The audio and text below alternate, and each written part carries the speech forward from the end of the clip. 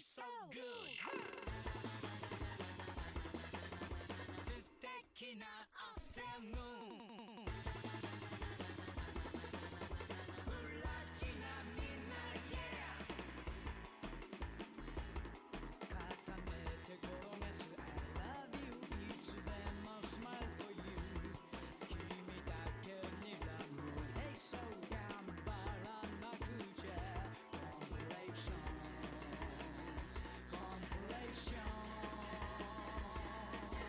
お揃いの T シャツ Hey Hello, good morning everyone. I hope everyone is having a good day. Welcome on in. I've had a few days off, so my voice is feeling very well rested today. Oh dear, I hope everyone is doing good. That's, to be fair, not why I took the few days off. I took the few days off because I wanted to relax after all the planning.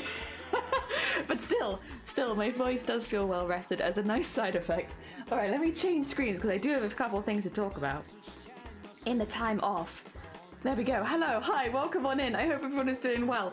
Look at the turtle! We upped it again while I was offline, so I was having a bit of a break because we hit 12k and we've nearly hit 13k. I'm like not sure where to put the marker at this point because this is so much more than we were expecting to raise. Which, again, is a nice problem to have. I don't think anyone's complaining. Also, let me just turn the music. Actually, no, it's going to get quiet after this. We'll keep the music loud because this one goes up and down a little bit. Oh, dear. Welcome on in, Jeets. I hope you're doing well. Welcome, welcome. We're going to be doing more embroidery today. Tomorrow, we're doing the stream where we make the album cover for the song covers, like the fake album cover that I can use for YouTube. Just so it looks funny when we upload it, basically. Because until then, I'm not uploading them to YouTube. So I'm just waiting to make that. So we'll do that. Not tomorrow, sorry. The Tuesday. Next stream, but not tomorrow. Tuesday. Bit of a weird week coming up. So this week is my birthday. Yay. But it also means a lot of family and friends and stuff like that are visiting. So there's a few days where I would normally be streaming that I'm not going to be streaming because my family are here. And that would be very rude of me to just leave. Well, I'll wait long enough to see the star. Oh my god, Felina, welcome on in. I hope you're doing well. I hope you get some good sleep. Yes, I'm not going to be going as long today. This is not another 11-hour stream or anything like that. We're expecting some builders to be coming over around midday, so I expect in a few hours I'll probably have to stop stream just because of the noise, but also in case they need to turn the electricity off or anything like that. I don't want to get in the way. So yeah, that's kind of the plan for today. We're going to do some embroidery until we start hearing building noises, and then we'll probably raid out, which hopefully shouldn't be for a few hours. Yeah, I think we've got some time. But yeah, and the embroidery we're doing, we rolled this on a while ago now, actually. It was when we finished the Undertale embroidery, which we did. It's very heckin' cute. I love it. It's Mad Mew Mew from the Switch version of Undertale. Ended up really cool. I like it a lot. We rolled it and it was My Melody as the next pink character, so I've done like a little base. Oh god, which way up is she? She's this way up. There we go. Done like a little base. We're going to embroider that today. I do have some sneaky plans for next month. I know that we were originally like, oh yeah, you know, we've done all this planning for Boobtober. We'll take like a quiet month. No. Next month is looking to be maybe just as busy. But that's okay. It's busy in a good way, and it's different from Boobtober. So we'll have a different kind of busy next month. I'm quite nervous, but I'm excited. I had crappy food poisoning already, so I've been feeling crappy. Then today I accidentally drunk a moldy. Oh god, heck. Oh bless you. I hope you get some good sleep soon though, because if you do get sick, you'll probably wake up anyway. And if you've not got any sleep, that might make you feel worse. But regardless, I hope that you feel better soon. I don't know. I've drunk moldy stuff every now and again, and it does seem pretty hit and miss. I wouldn't recommend it, ever. But I think you can get away with that sometimes. And your body will just be like, I wish you didn't do that, but, you know, I'll survive. Oh dear. Go on, Fred, welcome on in. I hope you're doing well. Welcome. Speaking of sound alerts as well, thank you for the egg. I have now added Fish Whispers as a sound alert. It is expensive, but in my defense, it's a full minute and a half long. I did have to cut off the first bit because it was just way too long, but yes, I managed to keep most of the main bit, so it kind of just starts when the singing starts, so you don't get the intro, but you get the rest of it. And when we upload it to YouTube, obviously it'll still have the intro and everything like that. I've just cut it down slightly for the alert because otherwise it was too long. I thought I'd measured it. I thought I'd got the perfect amount where it's like whatever we record can be part of the alert, but I am wrong, and that's okay. And to be fair, just cutting the first bit off is not so bad. Oh dear. Also, wait, there was something else I needed to do. Oh yeah, so my fundraiser is closed now. My fundraiser for Boobtober, it ran only during the raid train, and since that is over, mine is closed. I have shut it down and the money is sent. So that's all done on my end. That means that you can't donate to my fundraiser anymore, and instead, if you !donate, we'll be rotating this. We won't just do one person, but I am highlighting other streamers who have yet to hit their first goal, so that if anyone does want to donate to Boobtober and does want to donate to a specific streamer, we're looking for streamers that have like polls or awards and stuff like this. Coffee has a poll, so you can choose what they wear for Halloween.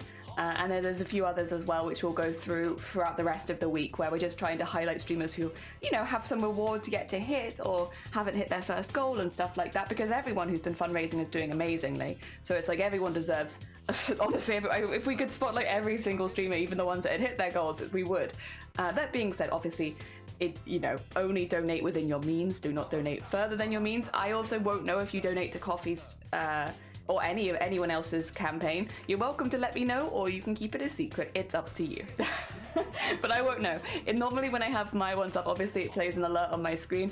It won't do that if it's not my own campaign, and my campaign is shut. So yes, that's all of that. We have shipped all the reward. So we had 4 giveaways on, I think last stream was last Wednesday, right?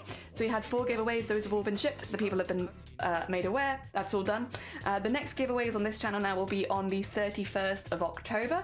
On the 31st of October, we have our final day of Boobtober. So we're doing the team giveaways, which we have hit, God, quite a lot of giveaways. We have 1, 2, 3, 4, 5, 6, 7, 8, 9, 10, and we're nearly at 11. So we have quite a lot of giveaways to do on the 31st because we've hit so many team goals.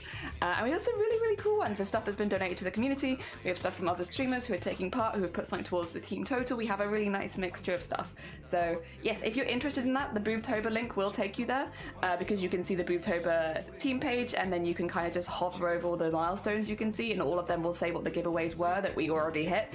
Again, we've already hit nearly all of them. So, but if you wanted to go see, you can. And that will be on the 31st. It will probably be quite a long stream, just because we want to make sure that we hit as many people in different time zones as possible. I don't want people to feel like they're missing out. So there's that one. Was there anything else I needed to... I'm not announcing what I'm doing in November yet. That's a secret. That's a secret for at least one stream. I'm not very good at historically keeping secrets, but I will say it's going to be very ambitious. Originally we were going to do something else in November, and the problem is, and I don't want to give it away too much, but I'm such a competitive person that when I see like an art competition where I'm like, I physically could enter it, it's like, man, but what if I did though? Or like not even a competition, because Chromacore wasn't a competition and we still did that for a full month. So yeah, starting on well, I think technically it won't be starting on the 1st. I still want to play Resident Evil next month as well, so it'll be around then. We'll do some different streams, which, well, they're not that different because I always do arts and crafts really, but it'll be like a very focused arts and crafts for at least a few weeks. And then oh my god, this is the problem.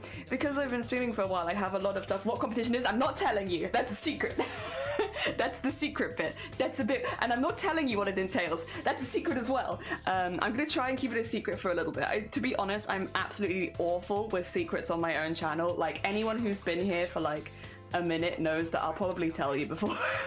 But I'm gonna try really hard not to tell you. Because I'm keeping it a secret. I'm not telling you what November entails. You're just gonna have to wait and see. But I will say it's very exciting, and it will probably... But what is the secret? Who knows? Basically just what I'm doing in November. Whatever November entails. I'm not telling you. I will say what it is will stop for the first couple weeks of December, because that's when we take part in streaming for Starlight. So don't worry, I know that Felino, you're a bit newer here. Every year the first couple weeks of December is streamed for Starlight. You're already spilling more info. I do have to say this though, because otherwise people are gonna be like, but what about Starlight? And it's like, no, do not worry. I will not skip Starlight. Even if it means we have to bring it back after that, that's fine. But I'm not going to be doing it during the Starlight campaign. We keep that nice and secret. Not secret, we keep that nice and solid there. We're not moving that. And this will be our 4th year as well for Starlight, so the more years of Starlight than Boobtober, what the heck? So yes, November's a secret, except for Resident Evil. You're allowed to know about that because I'd already said that. I am planning on playing Resident Evil 8. I've played Resident Evil 7 on stream. The way that we do horror games on this channel, for anyone who is new here, we do it on 1 day a week and we don't move it. So for next month, it will be Thursday every week. We'll be playing Resident Evil 8. The reason we do that is for people that aren't so keen on horror and don't want to join those streams, they're not surprised by it when they join in the chat. So yes, it'll be Thursday every week on potentially skipping the first week just because it's so close to all the Halloween and ends of Boobtober stuff. But going forward after that, it will be every Thursday, and until we finish the game. Yes. Ah, dear. So yes, that's exciting. Also, exciting things. I don't know what I'm doing for it yet, but it's my birthday at the end of the week. I'm a very rubbishy streamer because I didn't make any plans. Days around my birthday, but not on my birthday. Stream dead? I don't think so. I think that might be you, Felino. Have a refresh. If anyone else wants to collaborate. No, it didn't go down, I don't think, Felino. I think it's your internet. Oh dear. I'm so sorry, Felino. It's not me, it's you. Oh dear. Well, they can't hear any of this anyway. Perfect. now it's behind the scenes and no one has to hear me being an asshole. Nobody tell them. It's a secret. Oh dear. But yeah, so that's kind of the plans going up.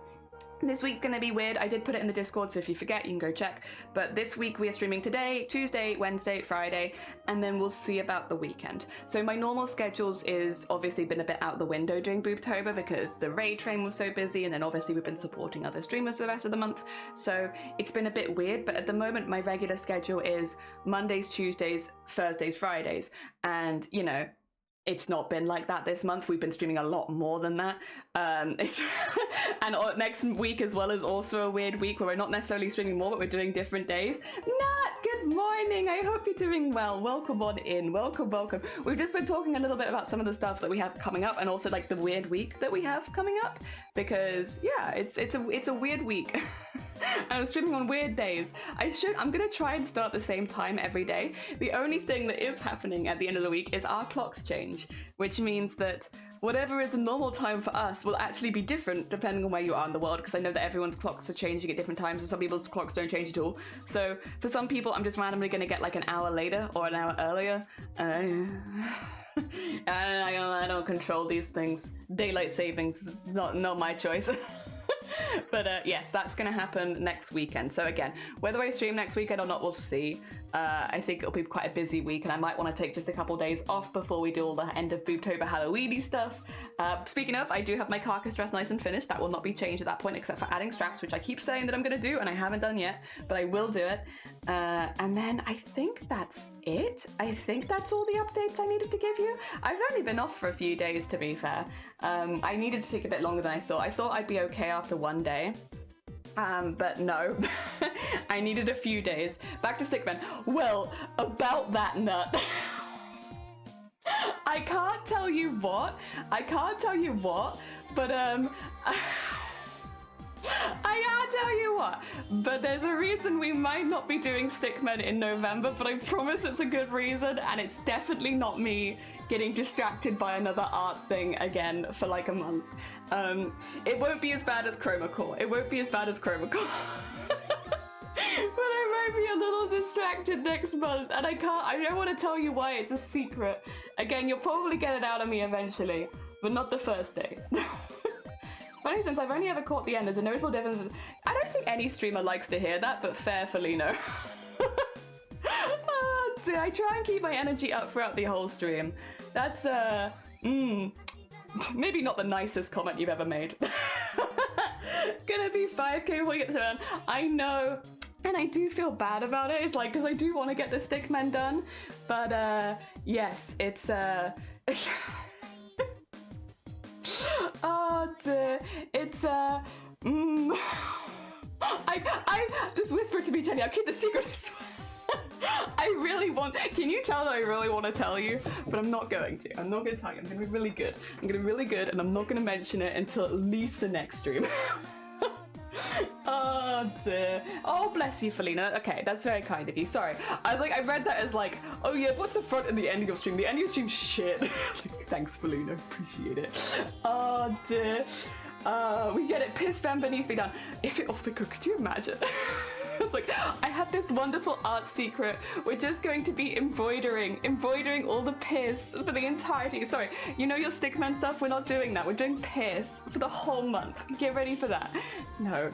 Okay, I don't want to give it away, but I will tell you it's not piss related. I'm so sorry. It's also not crime related. I'm really sorry. Not piss nor crime. I'm so sorry, I'm going to disappoint my audience. There's no piss and there's no crime. Although, who knows? Maybe, I'm sorry. maybe later there'll be, like, maybe we can fit some into December. I don't know. I don't know if I can do crime at the beginning of December though, because it's the children's hospital stuff, and I feel like that's not a good time to be doing crime. So it'd have to be nearer Christmas. Crimeverse. Maybe. Oh dear. No, Bemba, the secret is that nothing is happening. The secret is I just stopped streaming for a whole month. Oh dear. I think I'd get very bored. I think I'd get very bored if I didn't stream for the whole month. I think I'd also get out of practice.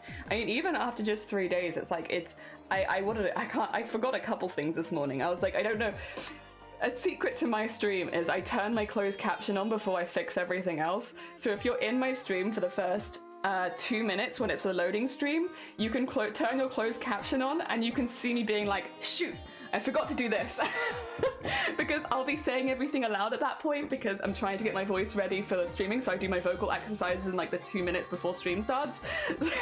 It also means you can sometimes see 1 1 1 1 1 1 1 2 2 2 2 2 2 because that's what I do at the beginning of stream. Everyone, yeah, a few people know, because every now and again when I load stream, the first comment will be like, Jelly, 1 1 1 1 1 1. Like, shut up, you. You can see me doing my vocal exercises. I know. Oh dear. You're dedicated. I do the same thing every single. Well, otherwise your stream, your voice goes by the end of the stream. I think even if you have like, because obviously I'm quite chatty, so I talk throughout the whole stream, but I think even if you're someone who does more chill vibe streams, your voice, it goes really quickly. You'd be surprised. Like, I was working in retail before doing streaming. Like, I did like long shifts and my voice wouldn't leave me because there'd be big breaks between all the talking, right? Even if you were at the counter, you'd have breaks, but like, yeah, no, streaming there is no break. You are just talking, and like it's weird how like I thought I'd be quite good at it, like my voice wouldn't leave, but like no, it does. I get really wobbly by the end as well, like my voice gets drained streaming. Like it's madness. Like unless you've ever streamed, I feel like you just don't know how much it does your voice in. And like I'm not like someone who's screaming constantly. I do sometimes, but like not constantly. You get people who are playing games who are really, really loud the entire stream, and I wonder how they, like, what do they do? What voice practice do they do? Because I need that voice practice. Oh dear, it's physically exhausting in other ways too. I will say I'm a very extroverted person. So for me, chatting makes my energy levels go up. I am often tired after stream from like my hands will be tired from sewing and stuff like that, but like generally my emotional level is much higher after stream than lower because I'm such a I'm very, very extrovert person. So like if I don't stream for the day, I'll normally find that I'm tireder than on the days that I do stream, which I know is very backwards. I was the same at work as well. Like I'd do like an 11-hour shift, get back and be like, but then on my days off, I'd be like, I'm very, very, very chatty. So yeah, I know a lot of my stream mates, like people that I talk to outside of streaming, are all introverts, and they're like, I love streaming, but like I can only go for so long because it tires me out, whereas I am the opposite. My issue is that my body is very shit. And so a lot of the times I'll want to keep streaming because I'm not out of energy, but like I'm starting to get a migraine or something like that. So it's like, it's not a good idea to keep streaming, so I stop. Not because I want to, but because I should. Or because someone's turning our power off. That's another good reason to stop streaming. At this point, I don't think Jelly knows how to take time off. Last time she was trying to time off, she thought everyone I will say that's healed up really well. It's like, it's a bit awkward because it's like right next to my nail, the bit that's healing, and that's taking a little while, I think, but It's actually healing really good. It's healing really safe. So good stuff. Opposite, my energy levels deplete. Exactly. See, most of the people that I know on Twitch are the same, where like the more they talk, the more tired they get. But for me, I am often a lot better after stream than I am before stream. So I'm the opposite, except for migraines. Except for the migraines, but I don't have any control over that. Good morning, unpredictable. Good morning. Welcome on in. And Hayes, welcome on in. Howdy. I hope everyone's doing well. So I've just been chatting. We've just been talking about energy levels and streaming. I will get to embroidery in a second. I promise. We've just been talking about like whether your energy levels are higher at the end of stream or lower. I will say if it gives me a migraine, because sometimes I get a migraine midstream. Normally my migraines hit later in the day, to be honest. I'm very much a nighttime migraine person, but sometimes they do happen in the middle of stream. And if that happens, then yes, my energy levels are terrible at the end of stream because I have to go lie down immediately. But like outside of that, I'm a much higher energy after stream than I am before, normally. I'm also normally very hungry.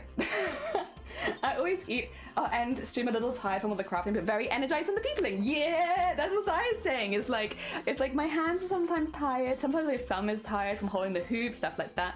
But emotionally, I'm alive. My energy level is also influenced by how much bouncing I do per stream. Oh my god. Hell yeah. You need to send me a clip of you bouncing. I need a clip. Oh, speaking of, that reminds me. I need to do some YouTuber-esque kind of chatting in the stream at some point. I don't know if I'm going to do it today, to be honest, but I do need to do it because we need some little interludes between some... I'm editing the clips together. I probably will have to put a deadline on the clips editing, maybe on the Friday, because if anyone sends me clips after Friday, I just don't think I'm going to have time to edit it in, so I should probably pop that in the Boobtober Discord at some point. But yes, I am editing all the clips together. I have edited the section together about information. That's done. So we're now going on to funny moments, and then it'll be donations and that. So I'm doing it in sections so I can break it up in the week for me.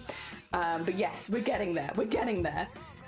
Oh dear, we're only 10 minutes in, got another 50 minutes before you pick up a needle if Chad's doing its job. God damn it, Jeans. I mean, you're not wrong. Voodoo, my mind still thinks it's 16 and have lots of energy, my body feels like it's 19. That's a very relatable sentiment. Welcome on in, Voodoo. This was the stream, we hit 10k and I bounced a bunch. Send me your bouncing. I need it for no particular reason. And definitely nothing nefarious. I need bouncing clip. Again, I have been nipping around taking clips of people's channels.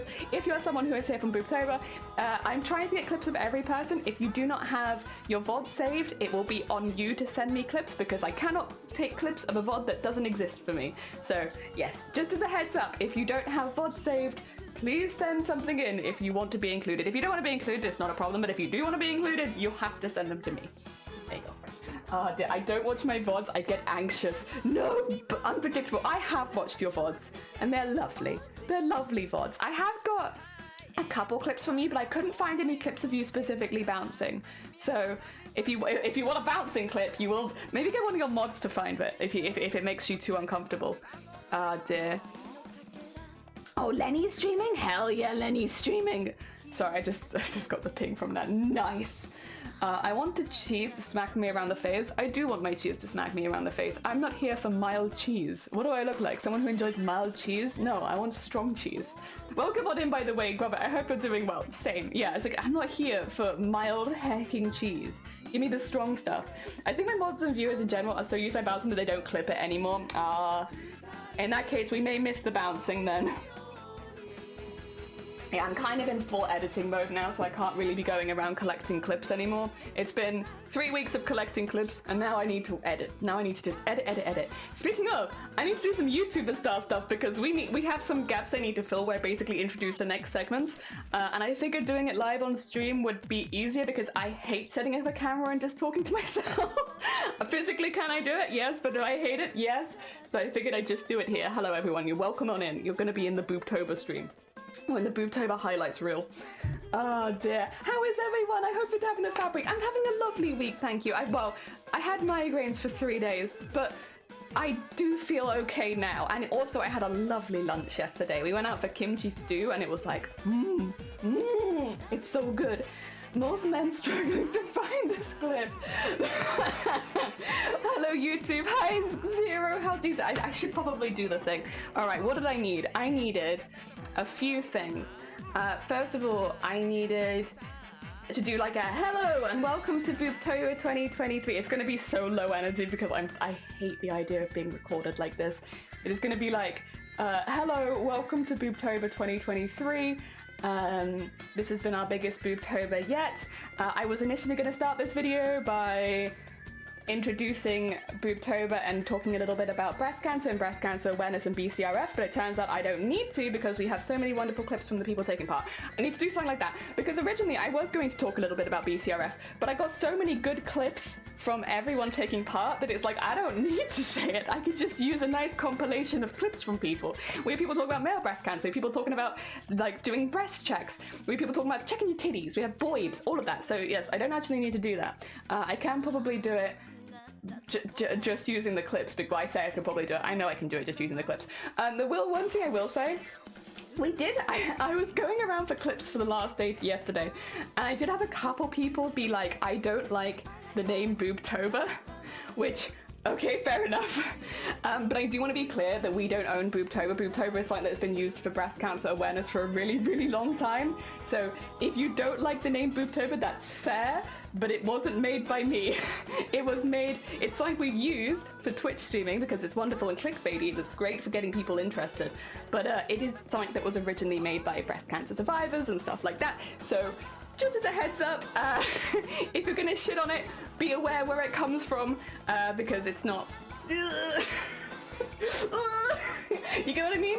Where it's like, you know, it'd be one thing if it was something that I'd made up, but it's not something that I've made up. It's something that's been very, very closely linked to breast cancer awareness for a very, very long time.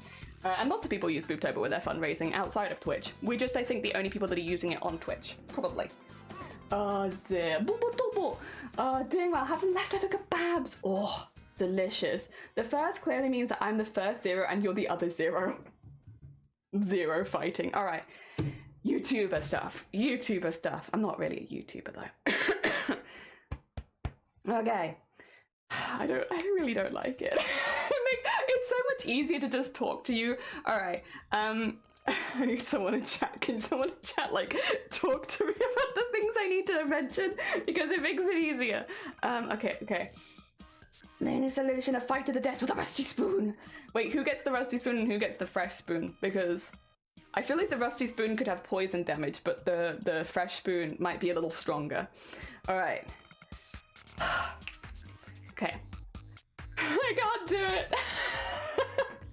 It's horrible. Okay. Oh, one rusty spoon in the center of both fresh tools. I feel like you could hurt yourself doing that. All right. Hello, welcome to Boobtober 2023. This was our biggest Boobtober yet. I have lots of amazing clips to show you all, but first of all, I wanted to talk a little bit about Boobtober and breast cancer awareness and BCRF. However, I actually don't need to do that because we have some absolutely amazing clips from the community. I was doing such a good job. How dare you? God damn it, nut. I swear to God.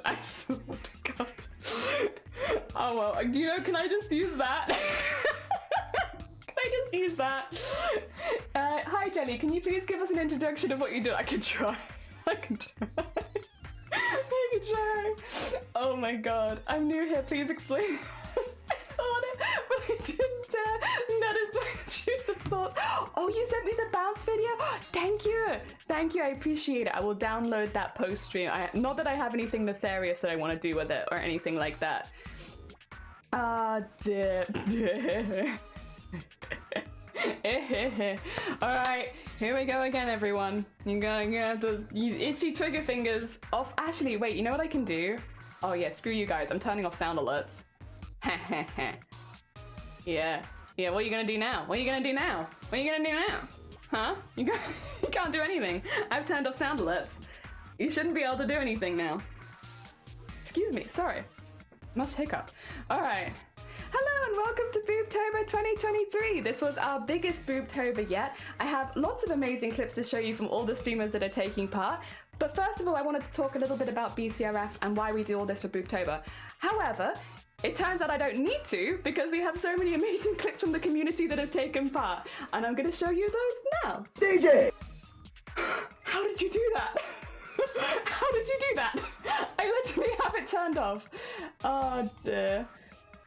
Oh my god. Oh well, you know what? I think it's fine. I think we can cut that so that the DJ isn't in.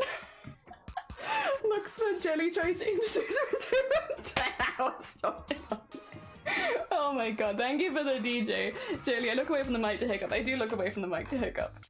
Oh dear, leave the DJ in. Leave the DJ in. It's gonna really confuse someone.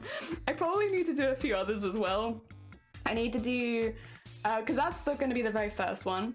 I need to talk a little bit about the Boobtober team, because that's important. That's important. You guys wouldn't use sound alerts while I talk about the amazing work from the team behind the scenes, right? You wouldn't use sound alerts doing that, right? Oh dear. So I did want to have a section at the end where we have more clips from the team, because obviously we've been working behind the scenes on this. I started work on this back in June. Everyone else joined me then then Bateman, Deimos and Vile joined me July, and then Unpredictable joined us a couple months after that. So everyone has been working on behind the scenes for much longer than what you've seen. And I wanted to just kind of highlight the team, which is why I wanted the bouncing clip. DJ, spin those clips. Oh my god, could you imagine? The cringe I would feel in my soul. I mean, yes, I am free and I can be cringe, but still. Okay. How will I do this? How will I introduce the team? Okay. Good try. I want to have like a little clip of each of them playing, so this is probably going to get cut up a lot because I want to be like, it's not just me running Boobtober anymore. We actually have a full team behind the scenes, and they are made of Deimos Erebus PC. I don't know if I should just stare there. I should probably keep going, right? Because if I'm cutting it up in post, I'm not just going to leave it where I'm just like... I could do that, but the clips are probably going to be like 30 seconds long, so I would just be saying this for 30 seconds. Okay, I probably shouldn't do that. Oh my god. I'm gonna die doing this goddamn YouTube stuff. Okay. Please, yes, just... the whole time. I don't think you guys are going to be able to hold yourself back for me doing that 4 times with no sound alerts. I don't think I trust it. Oh my god, that's just cute. It doesn't play. It would be like that. It would be like that. I want to kind of have us all on the same screen though. So I guess maybe what I can do is just point like this and have them all in the different corners. That might work. Oh dear, okay. Breathe. Oh dear.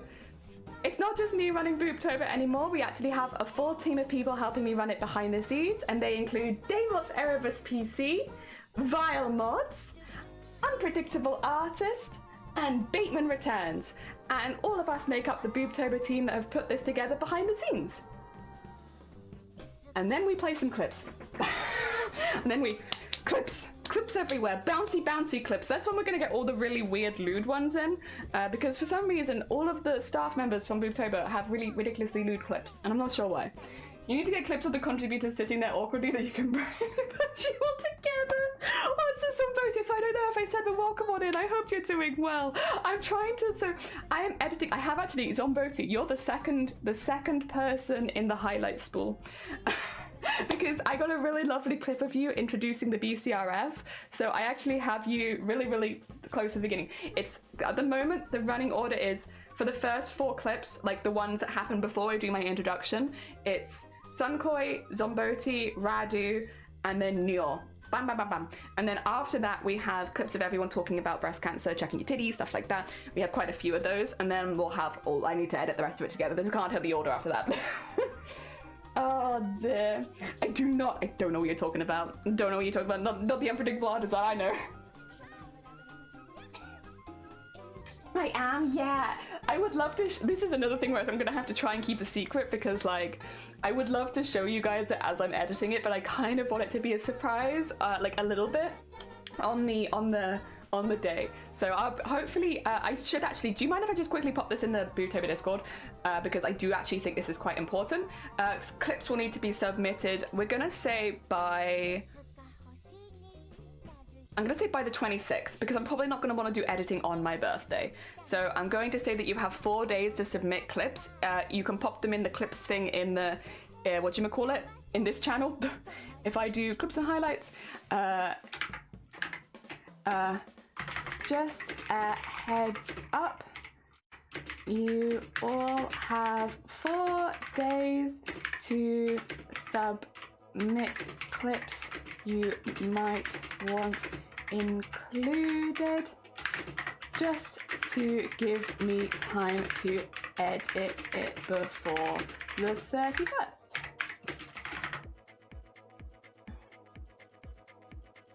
Should I at people in this? I probably should, shouldn't I? I'll do at streamer and at raid train streamer, because I don't really want to at everyone, but I can do these two because they'll be the people that'll be most likely to have clips. Okay, and I'm gonna pin that one. That way people can look back and be like, oh yeah, that's a good pin. That's a good pin right there. I like that. Okay. Ah dear, a secret you say. You should get any of those off your chest with too many secrets. Of all these secrets. Sleeves, well, good morning, good morning. I'm still having to watch my previous stream, that's why I haven't streamed. No, you're fine. You are fine. Do not worry. At the end of the day, Zomboty, you smashed all of your goals. You're good. You don't need to be doing anything at this point. You finish your rewards and stuff like that. You're all good. You've already helped breast cancer, BCRF out so much. Good, don't worry about it. Do I need transitional clips? Transitional clips would be like, it's not just, it'd be like, it's not just awareness raising. Okay, yeah. I think it'd be like, we have some amazing clips of people raising awareness, but it's not just awareness. Fundraising wouldn't be fundraising without the fun.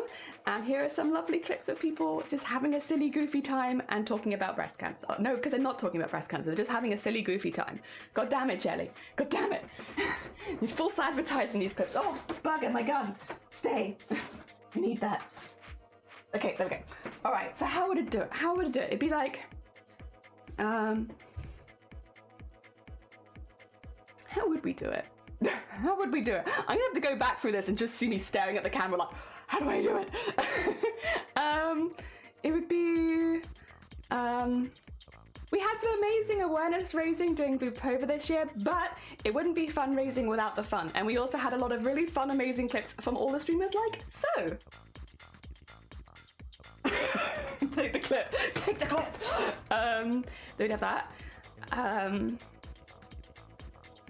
I kind of want to mention all the anonymous donations we've had this year, because we've had a lot of donations under other people's names, which is really funny, and I have a lot of really good clips of it.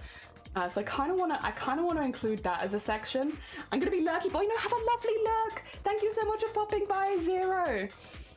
Did the impersonation. I have a few really good impersonation clips of people pretending to be other people. It's very funny.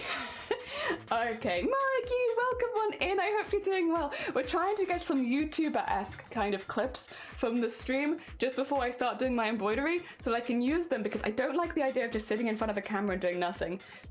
I've got some from prison. I had to cut a couple of them because some of them worked really well for other sections, so I'm not just using them in that, but I have got some good ones. How would I introduce... Ah, dear.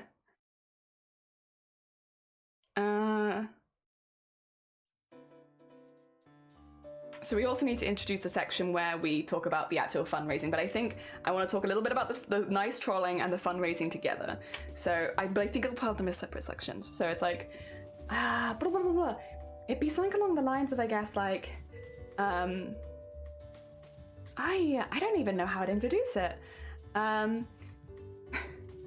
Like, we had a lot of trolley donations, but in like the best possible way. How does one introduce that?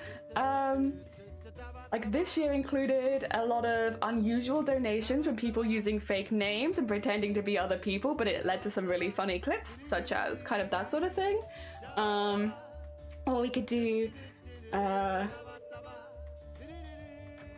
maybe like I could have it halfway through. So if I do introduce in the fundraising section first, where it's like, Of course, Boobtober comes down to raising awareness and also raising lots of money, and here are some amazing clips of people raising money for breast cancer awareness. Or maybe hitting their goals for breast cancer awareness, hitting goals and milestones. Ah, there. Of course, we had a lot of silly moments in Boobtober this year, but we also had a lot of really wholesome moments of people hitting their goals and targets. Here are some amazing clips of some of the streamers that took part hitting their goals. I want to go the other way because I keep going this way. I want to go this way.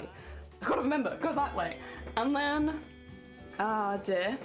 I'm gonna take a moment just to interrupt as well and say that we had a lot of really unusual donations from people using anonymous names or pretending to be other people, and you're gonna see a few of those clips here.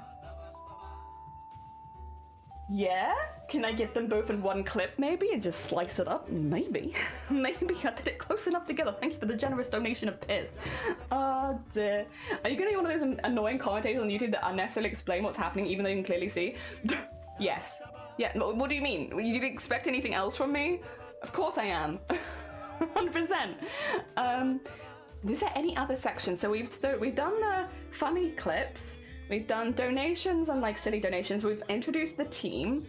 And then I think I just need to do a roundup and a thank you, probably.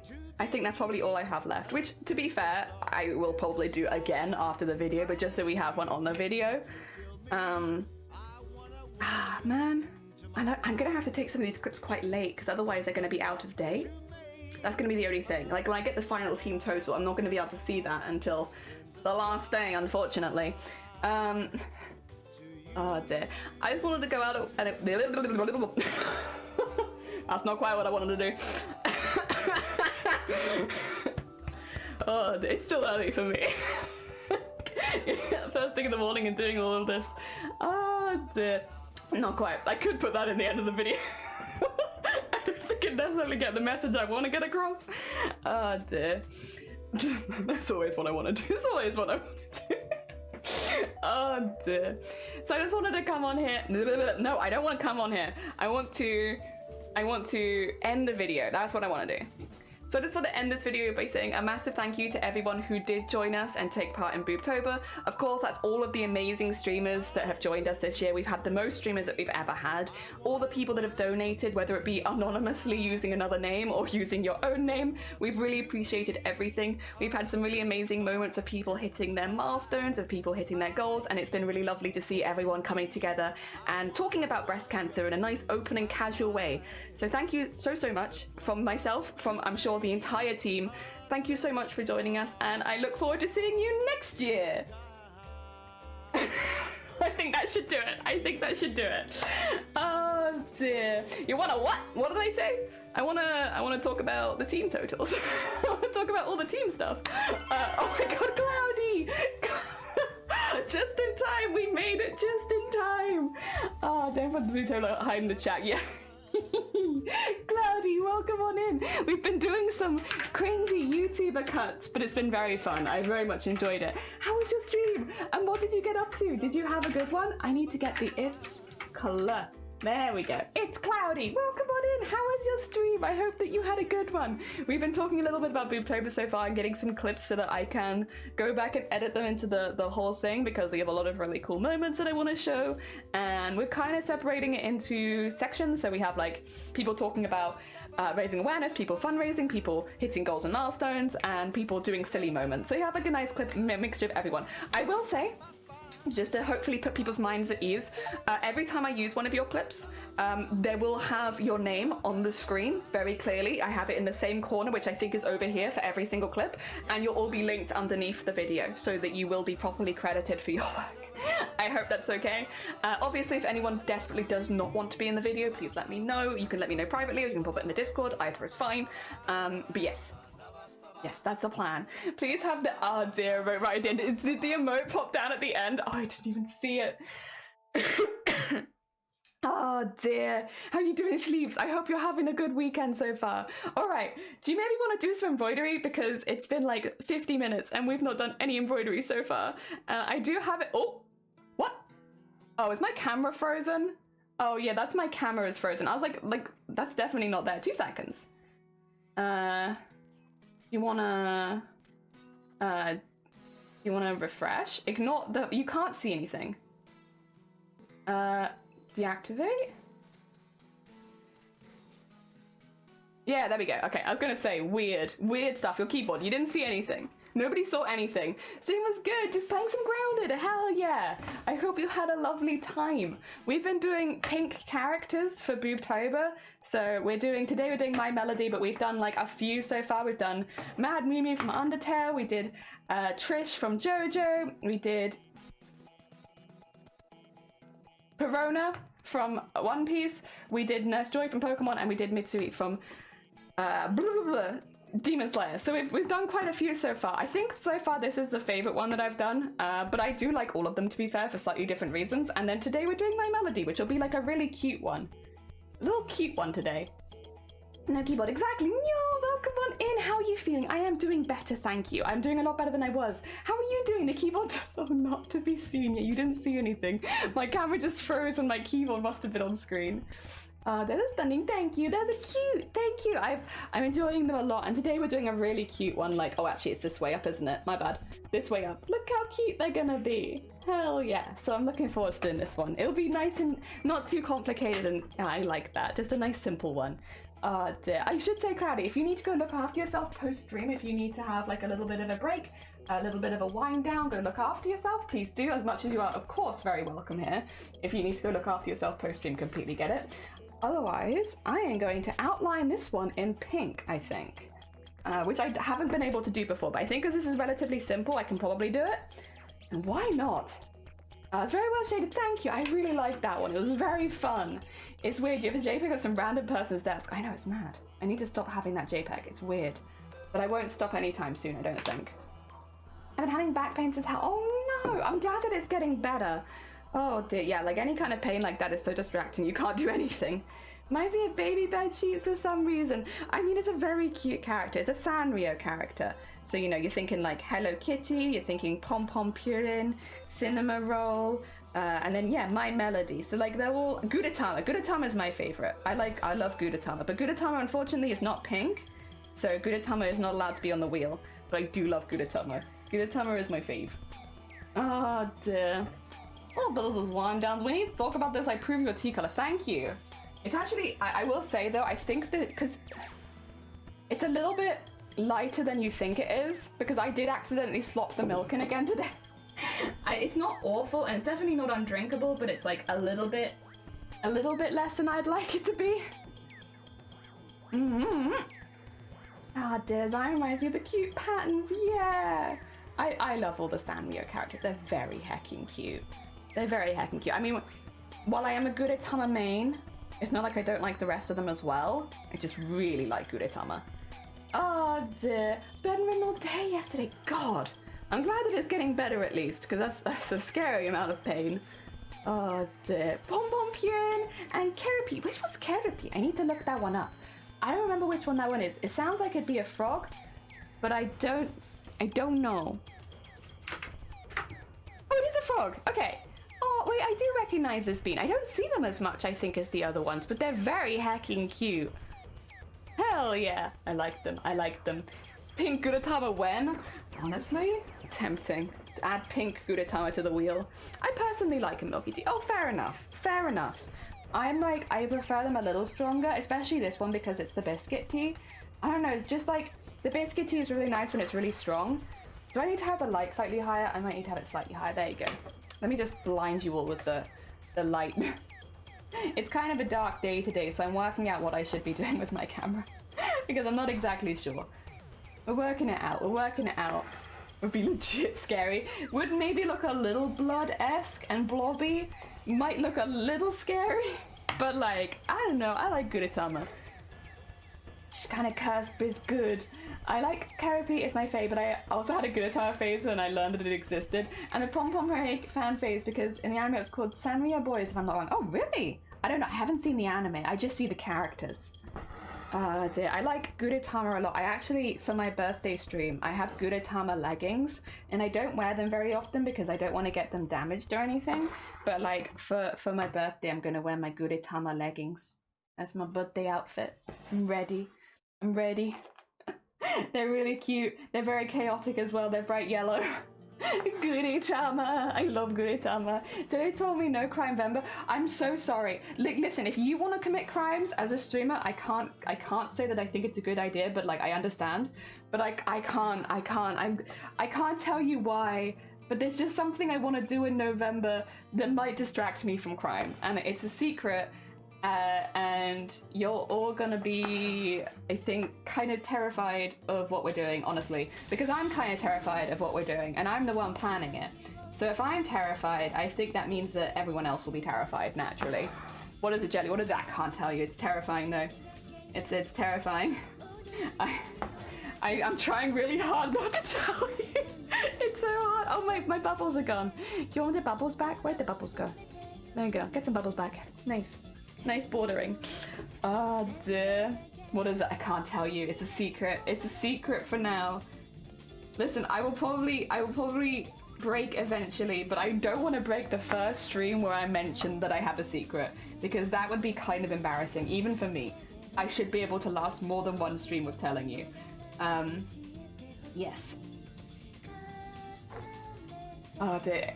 I'm still in my therapy phase because I got the official plush very cheap. I have my melody stuff and I have a picnic basket and a blanket that are really good quality. I think they're absolutely not official, but they could be because it looks so nice.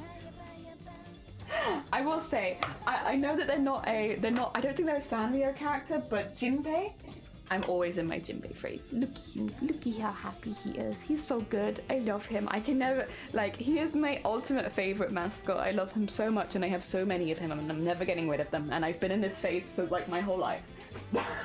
It's no longer a phase, it is a lifestyle, which is me collecting whale sharks. But they actually had a collaboration recently, I think, with an aquarium where they have some like jellyfish versions and I'm like, ooh. But you can't really get them outside of Japan, so I don't know. I don't know, I might just have to wait to see if they come abroad, but then because it's like a special collaboration, it might not, I guess. But I love them. Oh dear. It's the second stream, Sicknick, because you blipped out for a bit. Wait, did I blip out? I don't think that I did blip out. I think I only blipped out for one person, right? Oh no, I did blip out. My stream is shorter than I think it should be. Technically, it is my second stream, lol. Now I'm not gonna know where my clips are from. How am I gonna find all those clips later? There are now 2 streams. Jinbei from One Piece. Not that Jinbei, but fair enough. Honestly understood. That could be your Jinbei face. Whenever you have to hold on, Jelly, I can read the curiosity is deadly. Oh, yeah, Jelly, tell us for our health. No. No. I really want to keep it a secret for one stream. Oh my god. Yeah! The blanket I got a Chinese meal and I got the basket of the flea market. I don't know what they call it. Oh no, I know what a flea market is. That's okay, that's okay. Ah, dear.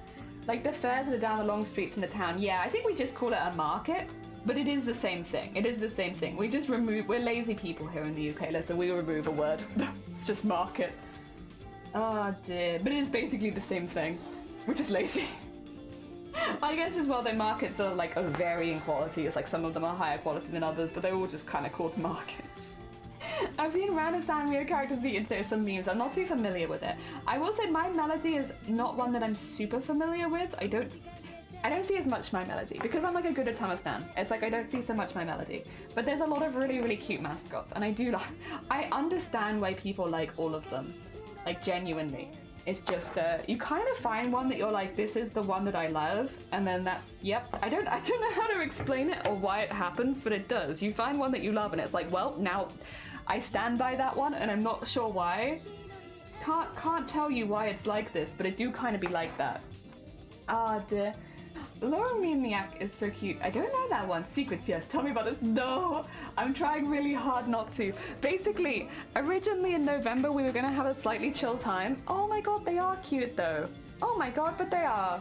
Oh my god, look at the little horns, and I do like them. I do like them too. Understandable, honestly. And one of them is pink, but I've already got a pink Sanrio character. Damn it.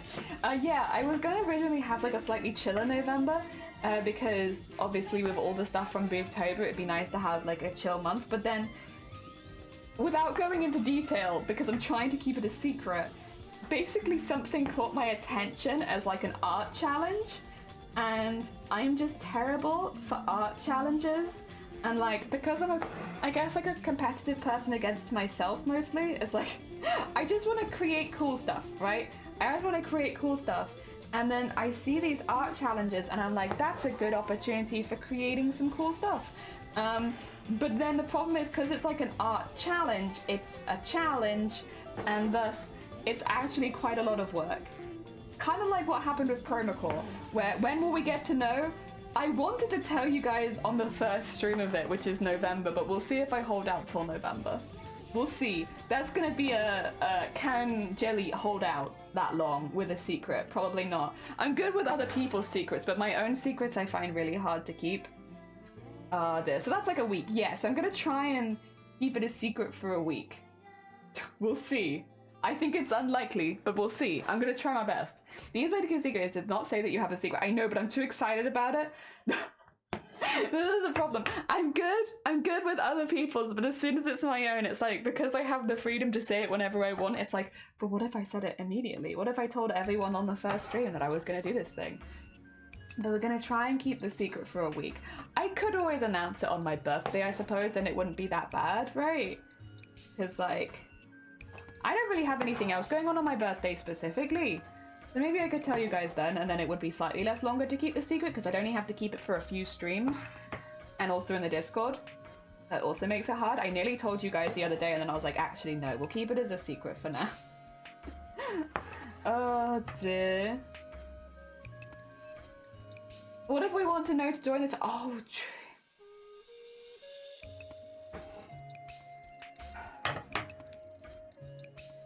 Sleeves. That's true. No.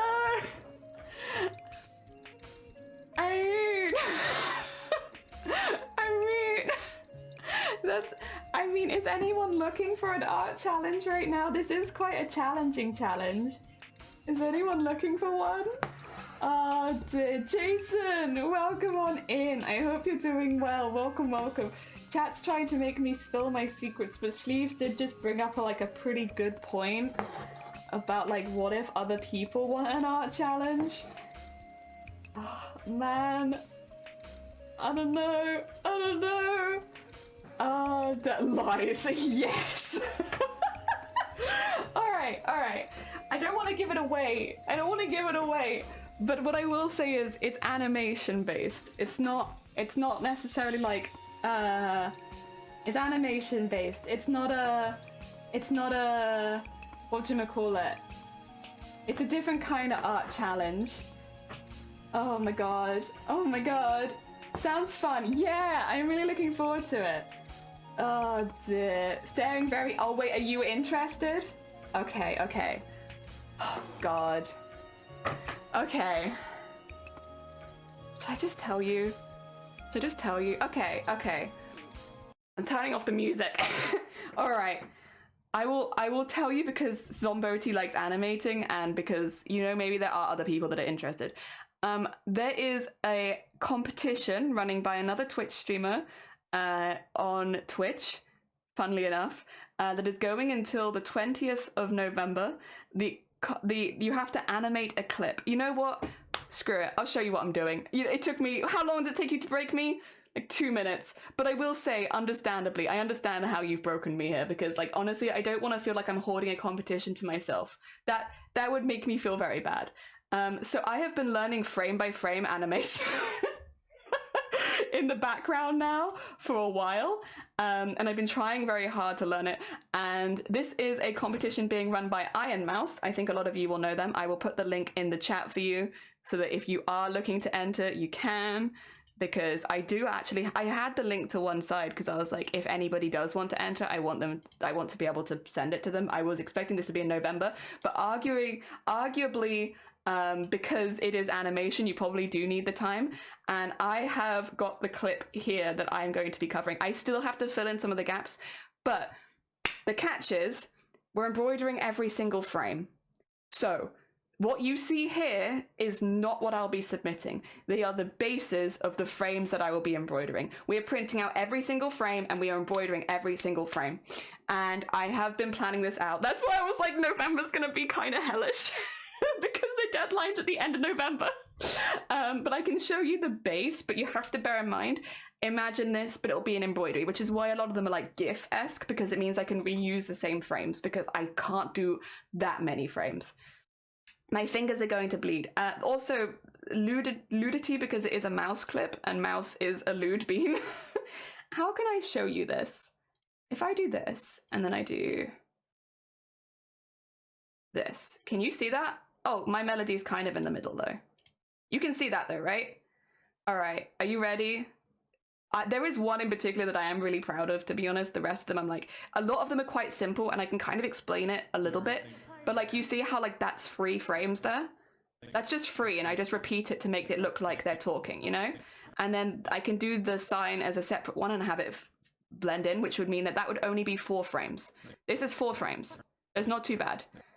Also, sometimes I'm just leaving it blank because I know that it's 4 frames and I've got the 4 frames that I need. So a lot of it's not as bad as you think that it is. Dear.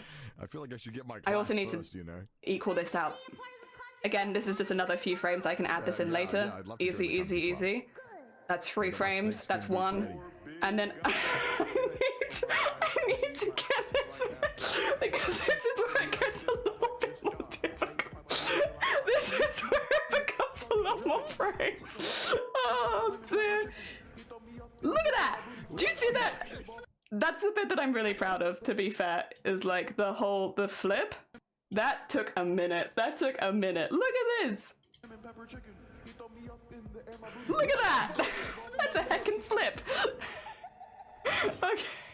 I still also have some gaps, which is why there's like black bits, because like, you know, I haven't filled this bit in. I haven't filled this bit in, and I haven't filled this bit in yet either. So this is blank.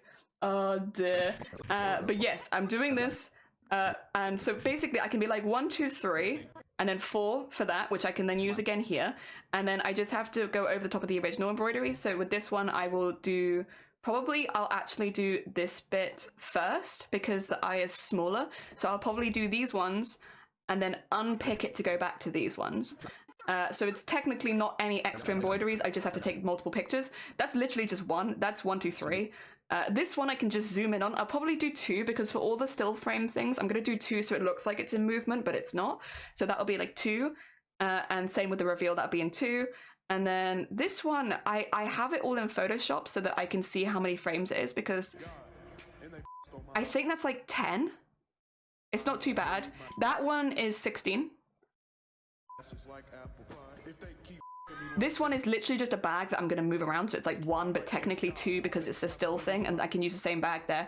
This one is the same thing twice, so it's not too bad. Oh, you wanna not break? I'm also going to do all those 3 as separate things.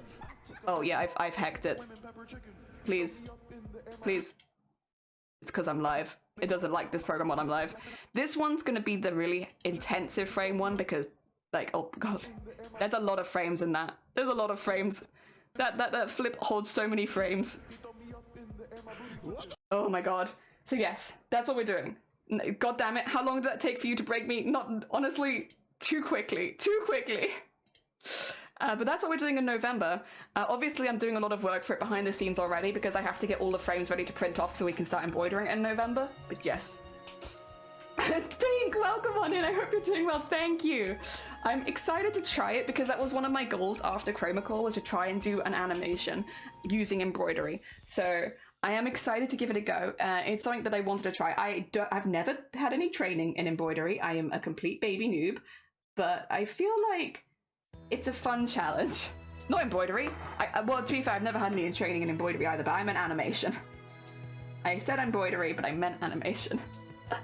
Wait, you're gonna do embroidery for all this? You're a psychopath. No, I am a masochist because I'm not making anyone else do the embroidery for me. I'm doing it myself. Good luck. Thank you. Thank you. I think regardless, it'll be a really fun challenge. So yeah, my chill November has gone out the window because I'm too busy planning to embroider an entire animation.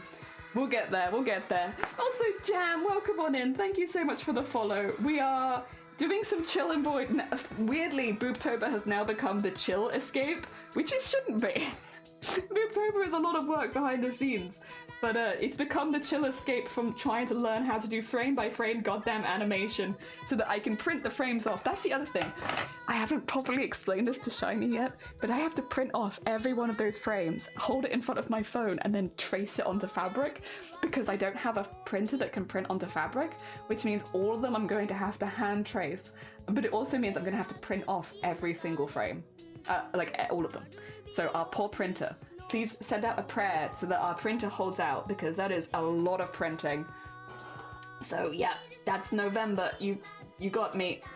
But I'd be really interested if anyone else here is planning to take part, regardless of the kind of animation that you're sort of doing. Like, I'd be really, really interested. It'd be lovely to have someone else from the community taking part. I know that it is quite a big time investment is the only thing. Like with Chroma Core it's a big time investment, and this one is also kind of a big time investment. So I get if nobody else is, but if anyone was planning, hey, listen, me too. We can suffer together. You're off to bed? Unpredictable. Have a lovely, lovely rest of your evening. Thank you for popping by. And thank you also for sending me the clips. I appreciate it. That way I can get them edited in, and we can have all of the staff members together on the screen with a bit of everyone, and you bouncing. Meanwhile, we need to get another pink character done. Oh dear. But yeah, I've followed Mouse online for quite a while. I really like her content. She often streams the evenings for me, which is really nice. And I really enjoyed watching her play Minecraft. So that's one of the clips from one of the Minecraft streams. But it's not from her stream, that's from somebody else's stream, because I remembered the clip, but I couldn't find it on hers, because I don't know if she was live at the time. So yeah, hopefully that still counts, because obviously it's a competition to do her clips, and it's technically not a clip from her, but it is of her. So I hope that's fine. I also hope that it's allowed on Twitch. I try to make it as wholesome as possible, because it was the first one that jumped to mind when I was like, do a clip of Matt. I was like, I want to do that one. But like, it's not exactly the most wholesome, so I'm kind of hoping that Twitch doesn't mind. Oh dear. But yes, the idea, I do also need to go out and buy some fabric for this so that we can use the same piece of fabric every time. It'll be very similar to how we did, like, for instance, the Eyes Opening Pan's Labyrinth one, where we'll use the same fabric in the back for all of it, because that way I can take a picture of my hoop with the fabric in it and use that to base the whole animation on. And then I will probably just keep the hoop in the frame. So that's why all of the pictures are square, because they'll end up going in a circular hoop. So my thought process is that way, because I don't know how obvious but I think it'll be pretty obvious that it's meant to be embroidery, but there's also will they think that it's an embroidery like texture and not real embroidery, or will they think that it's real? Because I kind of do want to get across that it is actually real embroidery. So I figured keeping the hoop was a good way, and also it kind of sticks with like the stuff that I've done before, which is nice. Not that I've done a whole lot, because I am very much not an animator, but it kind of sticks with it a little bit. So yes, that is the plan. That is the plan. November is going to be kind of wild, and I'm looking forward to it, honestly. You can kind of tell I've already done quite a bit of work for this. As soon as they announced the competition, I was like, this is probably one that I'm going to want to enter. So I saved it to one side, and then I came back to it on Thursday when I wasn't very well in bed. And I was like, you know what would make me happy? Having another really silly, massive project to do. Because I thrive off stupidly massive projects that take half my life. So it does mean, though, that to answer the original question, that Stickman is going to be on hold for a little bit longer, because yes, I have a lot of animating to do. And also that I will still be doing the Resident Evil once a week, though, because I will need a break from, like, my hands are going to need a break. I know that my hands are going to get tired. It's also the reason I've kind of delayed booking the appointment for getting my nails done, because like now that I know that I want to do this, I'm like, is this a very good time to get my nails done? I don't know. So I'm going to have a chat with them tomorrow and see what they say, like one of the local places, and if they think it's a good idea or if I should wait until afterwards. And then yes, we'll go with that. Whatever they say, that'll be what I do. Talk to the professionals. I don't know anything about nails. And then yeah, we'll see how that goes next month. I'm very excited for it. Wolfie, welcome on in. I hope you're doing well. We've been talking a little bit about what's going on next month. We've also done some YouTuber-esque Boobtober shots for clips to help me edit together the Boobtober video, or like the highlights reel for Boobtober basically. Because we have a lot of highlights, we have a lot of really good stuff happening. And we're also embroidering another pink character, this time my Melody. So we're doing pink characters for Boobtober. Boobtober is a breast cancer awareness event. And yeah, pink is the color of the ribbon. So we are embroidering pink characters during October. I think we'll probably be able to do one more after this one because this one's quite a simple one. I don't think this will take as long as some of the others. Even though I'm doing relatively small stitches, I'm like, I think this one will get done quite quickly, like especially comparatively to like say the Undertale one, which took a few days. This one is just so much simpler that I'm like, it probably will only take a couple streams of that. And so hopefully we'll get one more character in and then yes, go from there. That being said, the next stream we do will not be embroidery because the next stream we need to make an album cover, which we could technically embroider, but I think I'm going to give my hand the... now I'm kind of like, but what if? We're going to be doing an album cover for the silly song covers that we have done, because, yes, I'm going to be... Because we reached our fundraising goal, we'll be releasing them on YouTube, and I want it to look kind of weirdly official, so we're going to do, like, some album cover art for an album that doesn't exist, and that way we can upload them with that, and it's going to look really fun. Yeah. Love you, Molly. Oh, thank you, Jam. I appreciate it. It's very heckin' kind of you. About to see a whole lot more of it next month. Next month we'll be doing the whole shebang. Getting loads and loads of embroidery done. I think some of them will probably end up being more detailed than others. The nice thing though about, like, because I've got the plan on already, like, editing it together, once, like, we can kind of get an idea of how much time we have as we go. Pink, because we keep running out of black. True, honestly. I do need to do a trip before we start the next project. I do need to do a trip to get some more colors because we're going to need a lot of the same few colors for the next project. And I am running out of colors where I have like a large amount of one color. I don't really have that really anymore. Like I have lots of different pinks, but like not lots of the same pink, which is what we would end up needing. So yes. Oh dear. That being said, I kind of like a colourful outline. We've done it on a couple of them. Which ones did we do it on, right? Oh, did we not? Oh no, Mitsuri has a purple outline instead of black, which I think makes her look a little softer. The rest of them I have kept doing the same, like, black as the outline. It is the easiest one because it's really easy to see. But I feel like it gets a little boring, and I really like the idea of having more colourful outline colours, but I'm a bit nervous about experimenting with it too much because, you know, if it doesn't look good, it's a lot of thread wasted, and I don't want to waste lots and lots of thread. So I think doing it on a simple one like the My Melody one we're doing is probably a good call, because it gives me a little bit more security that if I don't like it, while it's only a small one, it's not the end of the world, you know? There we go. We are nearly out of the first piece of pink though, so I will have to grab some more in just a second. But yeah, I think it's cute. I don't know, I like, whenever I see other people's art, because I do follow a lot of artists, whenever I see other people's art and they use like really nice colourful line art, I'm like, man, I love that. Can I incorporate that in my embroidery at all? But I'm always kind of nervous to actually go out of my way to do it. I guess the thing is when you're like on like a digital art program, if you don't like what you're doing, you can just click undo and like, or change the color and stuff.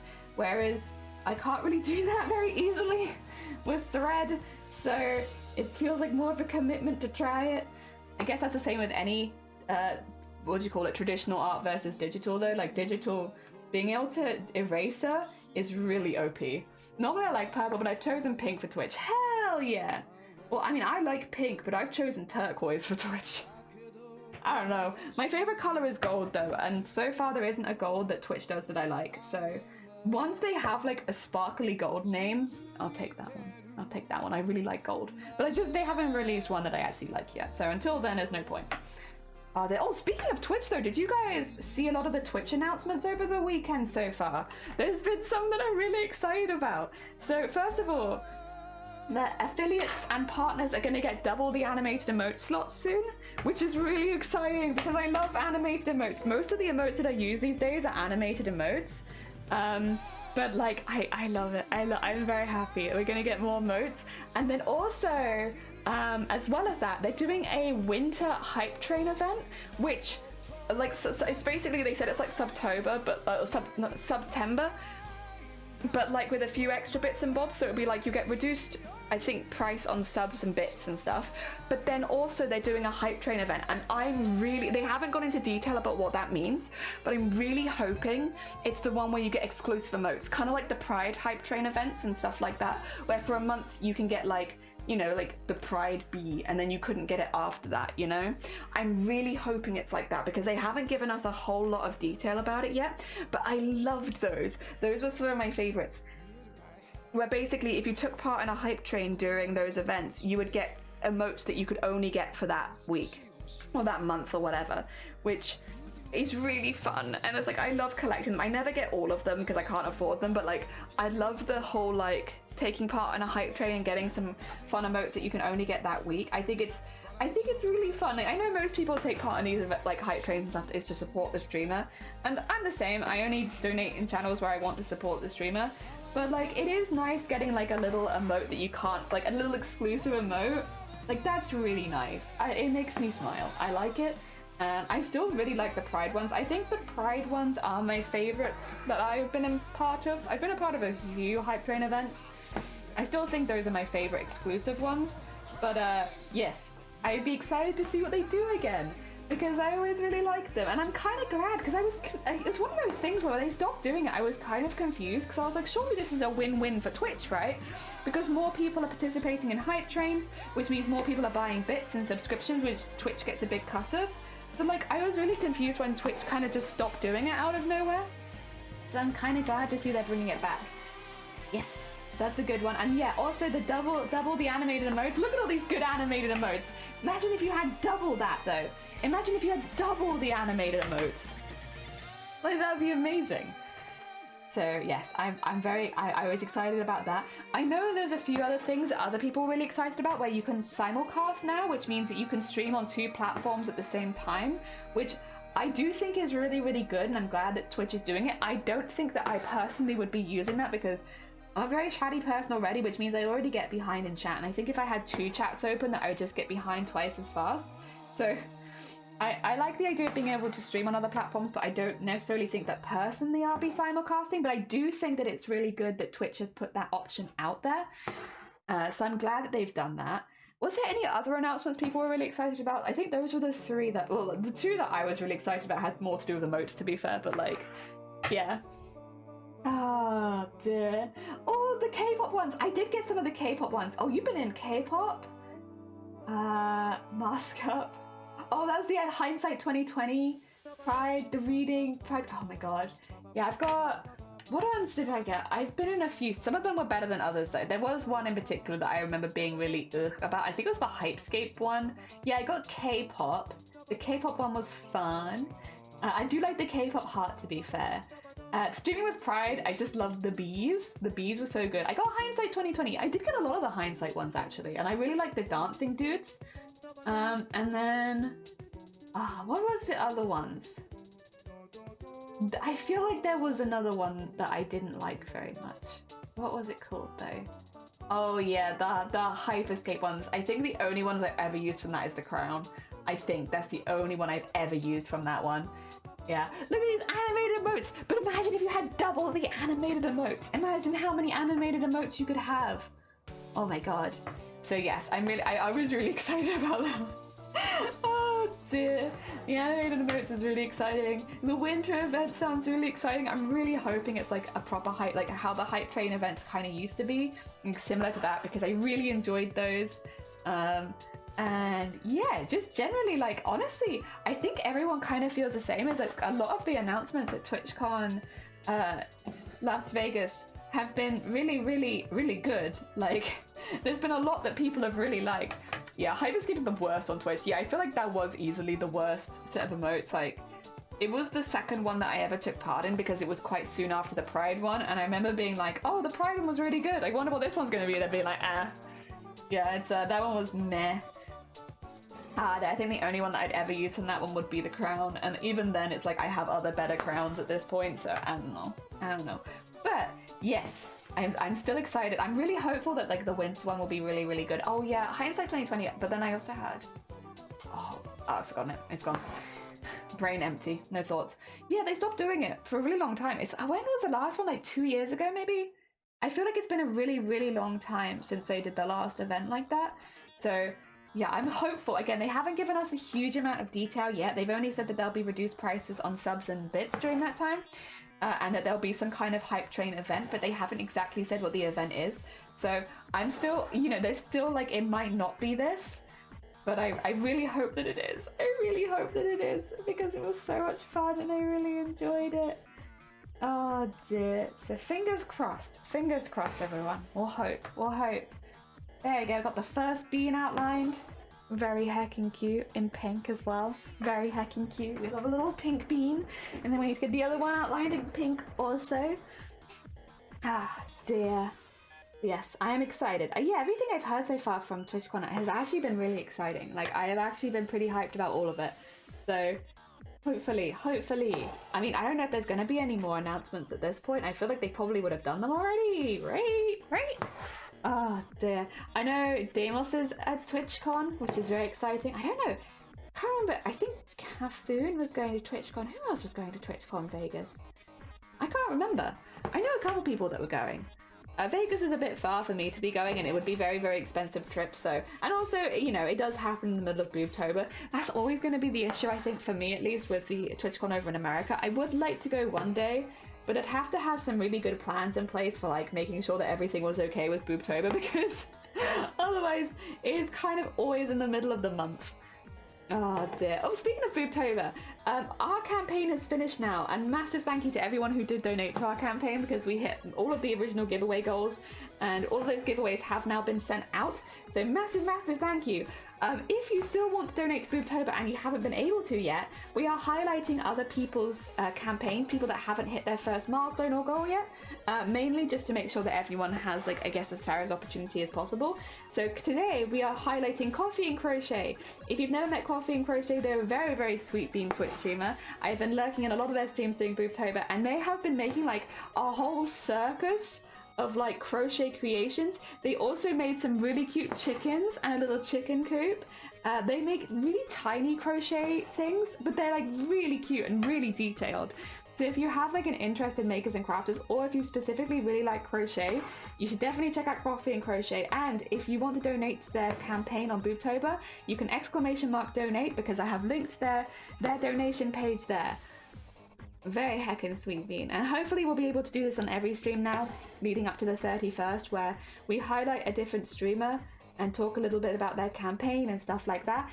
Coffee in particular does have a, whatchamacallit? They have a goal, or not a goal, but a poll going, not a goal, a poll, where if you donate, you can help choose what their Halloween outfit's going to be, I believe. Let me double check, because I can't remember what the options were, but I can find out pretty easily by going skadoosh. There we go, we've got Coffee's campaign, and okay, so they have Teemo from League of Legends, an 80s goth girly, or cottagecore sunflower girly, and their goal is to raise $100. So if anyone wants to donate to them, I can get their Twitch up as well. If I want to say view on Twitch, there you go.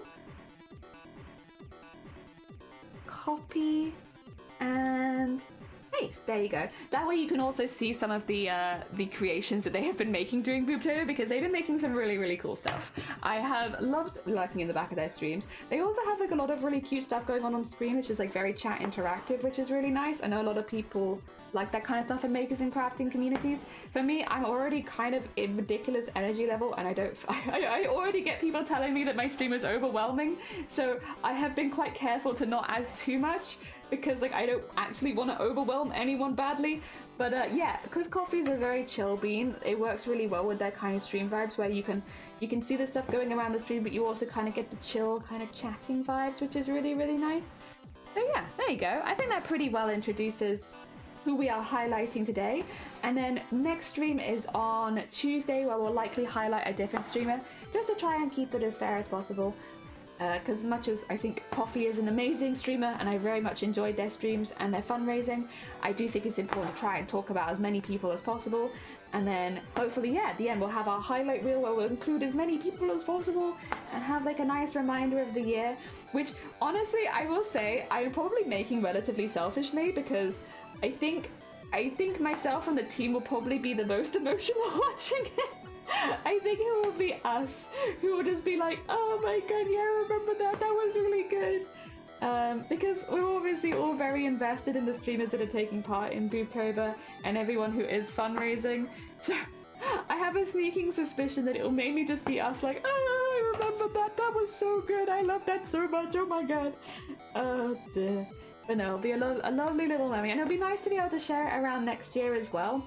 Because obviously Boobtober only happens once a year, so like, you know, for the rest of the year we don't really have too much. We can talk about what Boobtober is, like I can talk about it at any time, but like it'll be nice honestly just to have a video, because I'm sure we'll meet more people over the next year, and I'm sure we'll meet more people that have been affected by breast cancer. And so it'd be nice if anybody asked about it in the future to just have like, you know, a little something where I can be like, hey, this is what it is, and this is why we do it, and here's what it looks like, and I can show them the video, and I think that'll be really nice. The iBook, right? It's because they do such small crochet. They were literally on the last screen showing, last stream they were showing us some of their hens. The hens they were making were like this big, but when they hold them up to the camera focuses, it's like, they're so detailed with their eyes and beak and everything, and their little wings. They're very, very good at crochet. I mean, it makes sense. Their name is Coffee and Crochet, like, of course they're probably pretty good at crochet, but like, yeah, no, they are really good. And like, they have made like a whole little circus for their stream background. It's so cute. It's so cute. I think a lot of people here would really like them, to be honest. Yeah, like I recommend them not only because they take part in Boobtober, but also because they are just a really sweet bead streamer with really relaxed vibes and a really nice atmosphere. Like, maybe you are finding this stream a bit too overwhelming and you're like, you know what? I'm gonna go chill with Coffee for a bit. Honestly, couldn't blame you. Very fair, very valid. I hate coffee, but coffee cake is my favorite cake. Because we've been talking about coffee cake so much recently, I really want coffee cake for my birthday. I've been influenced. The problem is nobody else around, like, get this, Grubbit. Nobody else around me likes coffee cake. It's just me. So like, if I got a coffee cake, like they would let me get a coffee cake for my birthday. I know they would. But like, I would be the only one who would eat it, and that feels like kind of a waste. But literally nobody else likes coffee cake. More cake for you. I know, but I feel bad if I'm the only one eating it. So like, I would really, really like a coffee cake for my birthday, but I don't think that I'm gonna get one. I don't think I'm gonna ask for one. I'm not gonna ask for one, that's for sure. Because yeah, I think I'd be the only person eating it. But like, yeah, every time I get on stream, I'm like, damn, I really want a coffee cake. I might just have to get like, go to a bakery and see if they have any smaller slices or something like that, so I can get a slice just for me. Because, yeah, I'd feel bad if I was the only person eating it. But I really, really want a coffee cake. The thing is, I don't know, it's really nostalgic because I grew up eating coffee cake because my grandparents would make it, so I also have like that kind of nostalgia feeling around it of like the idea of having a coffee cake for my birthday would make me feel at home. But it's just me that would eat it. Lint does coffee cake for a while, it was delicious. Can only get it at the cafe now. I don't think we have anywhere nearby that does a lot of Lint, would be the only thing. Or like, definitely not a Lint cafe. I live in rural Wales, by the way, for context. We have like, you know, bakeries and stuff like that, but not anything specific because we're quite far out. We do have a car now though, so we can drive. I don't know if driving, I still think that would be kind of difficult to get, to be honest. I might have to wait till I'm in England again and then maybe keep an eye out for something like that. Little coffee and walnut cake is cheap as heck. See, now we do have a little, not super close, but we do have a little within driving. Jelly was exiled. I was exiled to Wales. There are worse fates. I've had a good time here, and the internet's honestly not as bad as I thought it'd be.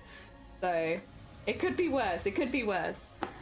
Oh dear, but yeah, I don't know. I've been, since we started talking, because we mentioned it on stream for the first time like a couple weeks ago, and since then, all I've had in my head is that I'd really like a coffee cake, but that nobody else around me likes coffee cake. So I'd feel very selfish eating it. Oh dear. Heck. heck? Oh dear. Oh well, we'll work it out. Thing is, I think I do have my grandparents' coffee cake around, like their recipe around somewhere. So if I can find that, I could make one for myself. And then that would be like proper nostalgia because it'd be the same one that I ate growing up. I just don't know exactly where it is. We did the thing where we like scanned all their recipes into the PC, so there is somewhere on my computer there is like a load of recipes, but I don't know exactly where it is. Once I find it, I have a lot to go through, but I need to find it, and I don't remember where they've all gone. Oh dear. There we go. Got one little bow in. Oh, I just need to get the other side of the little bow. But I do also need to get some more thread in a minute because this is getting a little short.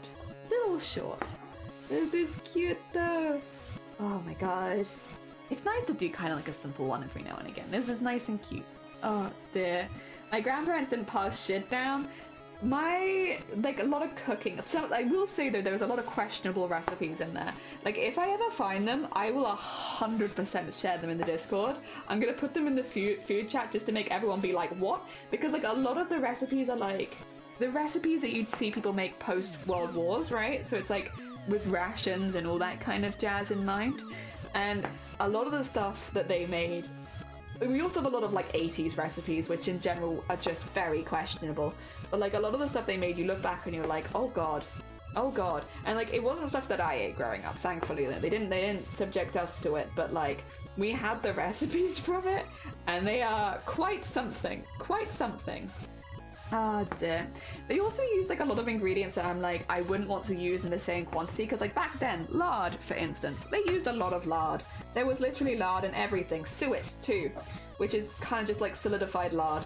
And like, that's fine and all, but like I would probably just change some of that out, because first of all, if I'm never gonna finish a whole block of lard. Like it's just gonna be wasted. But then also, like same with like suet's not the easiest to get anymore. And again, I wouldn't use a whole bag of suet. Never use it. Jellied eels was a war thing. Yeah, I bet. Like there's a lot of preservative stuff, right? Where it's like it's kind of like a war thing, and using meats in unusual places and just like making do with what you have and all that. But then as an adult, it's like in 2023, you're like, I probably wouldn't do this. I'd probably just not, Oh dear. It's interesting though, don't get me wrong. It's very interesting. All right, we need to get some more thread. Suet is freezable. Is it? Now that I did not know. The one recipe that I would kind of want to use that has suet in it is, so they had like a Christmas pudding that had suet in it that they made every year, and like we used to make that with them as well. That would be one recipe that I would be kind of interested in making that has suet in it. But again, the suet kind of put me off because not because I'm put off suet specifically, like I'll eat anything, but more just like the idea of wasting it is kind of what puts me off it. It's like I wouldn't want to buy a recipe or like do a recipe where I have to buy lots of things that I'd only use that one time and then I'd waste the rest of it. Oh, sorry. Excuse me. Also, Lee, welcome on in. I hope you're doing well. Welcome. We had a really, really long intro to today's stream, so like you might think that I've been embroidering for like over an hour. That's just not true. I've been embroidering for like 30 minutes. Oh dear. I'll bet yourselves beef suet bagged in the freezer. Okay, there might be an option then. I guess it does also depend though on how long it can freeze for, because again, I would really only use it once a year, which I don't know if things normally like, but I guess it is just fat. So maybe it'd be fine. Oh dear. Also, Sonny, welcome on in, Sonny. I already spoiled the secret, so do you want to know what we're doing next month?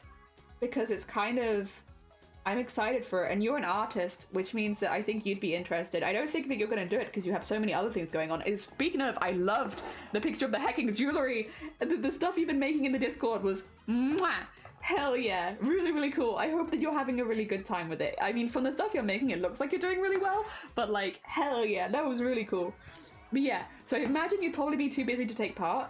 Next month, you know how I said I wanted to do an animated, a animated embroidery thing where we like do like a proper animation using embroidery? Next month. Next month is embroidered animation month. And we're doing it because we're entering the Iron Mouse animation competition, where you need to animate a clip between 30 seconds and a minute long. And I've got my clip, and I've been doing frame by frame animation because I need to print all of these frames out so that I can, you know, trace them onto fabric and embroider them. And it's gonna be mad. I have to do it by the end. I have to do it by the 20th of November, which means at the moment I can show you because I still have it open. I'm just gonna leave this in the background though. Oh, Epi! Love this channel and this awesome community, Jelly. You are very talented and deserve all the love and support you get. What the hell? Effie, that's really sweet. Ekin, thank you so much. And thank you so much for this almost a whole year at this point. Jesus Christ, the time flies. Thank you so much. You crazy. How many frames is it? Well, I'm still filling it in because at the moment, I'll show you. Wait 2 seconds. I'm just going to show. Epi, welcome on in. I'm just showing people what we're doing next month. Let me go back to the beginning. And I can kind of show you how I'm breaking it down because I am trying to make things easy for myself so I don't have to do too many frames. Scoot to do. So I'm just gonna have to remove that. So basically, if I show you the first bit, see that? That's like 3 frames, but it's really simple because they repeat. So it's like mustache down, mustache midway, mustache up. So I need to basically do the base and then I can just unpick the mustache and redo the mustache. So basically I'll do the base embroidery of the whole body and then I'll unpick the mustache. And then this bit is a separate embroidery that will have slide up onto the screen. So this is technically one embroidery with the, yeah, I will unpick for certain bits. So yeah, this will be like one embroidery with 3 versions of the mustache. And then that will be a separate embroidery that will have on it, like I'll take a picture of separately and have it slide onto the screen. So that would technically only be 2, but with a bit of unpicking on the first one, if that makes sense. So that'll be 2 hoops. And then that's just it, staying still after that. And that way it looks like they're not completely lined up yet. Class first, you know. And then, speaking of, we'll actually do these ones first because these have the angry eyebrows, and then it also has the closed eyebrows, so closed eyes at the end. So if we do these first, this is 2 stitches per eye, which makes it really easy to unpick. So what we'll do is we'll do this first, unpick the eye, go back to this with the eye open, but with the eyebrows and the angry, and then go back to this one afterwards. So we'll work backwards. So that's still the same one, but just like with extra bits added. That being said, it does get a bit crazier after this. Oh, so I'm just gonna leave the music on in the background. You're just gonna have to deal with the squid music because, yeah, also there's big gaps in it at the moment where I still need to actually work some bits out because I wasn't planning on announcing it till next week. Yeah, I'd love to join the country club. And then that's 3. Snakeskin boots ready. And then this is where it gets a little bit more intense because we have to do quite a few frames for a lot of this. That's just one. That's just one, and I'll move that afterwards. These are just a few frames that we'll move afterwards. This is the bit that's going to be a pain in the ass, but we'll work it out. And we can reuse some bits.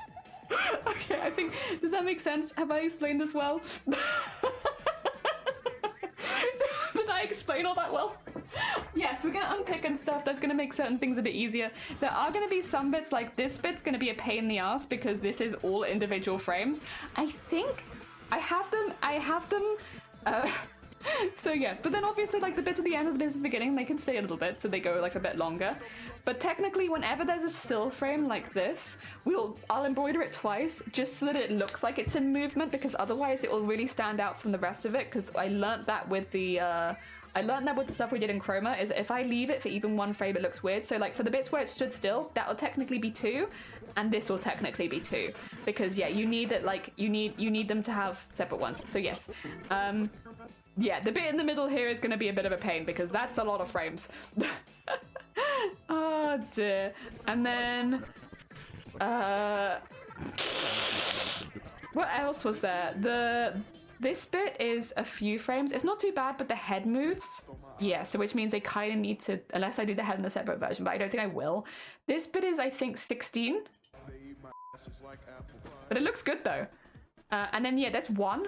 But then I'm going to have another person come out the back there, which will be a separate piece, but I can't really, I couldn't find a way to easily show that, and I was like, it's literally 2. So it's not going to be too bad. Yeah, that's next month. Hell yeah.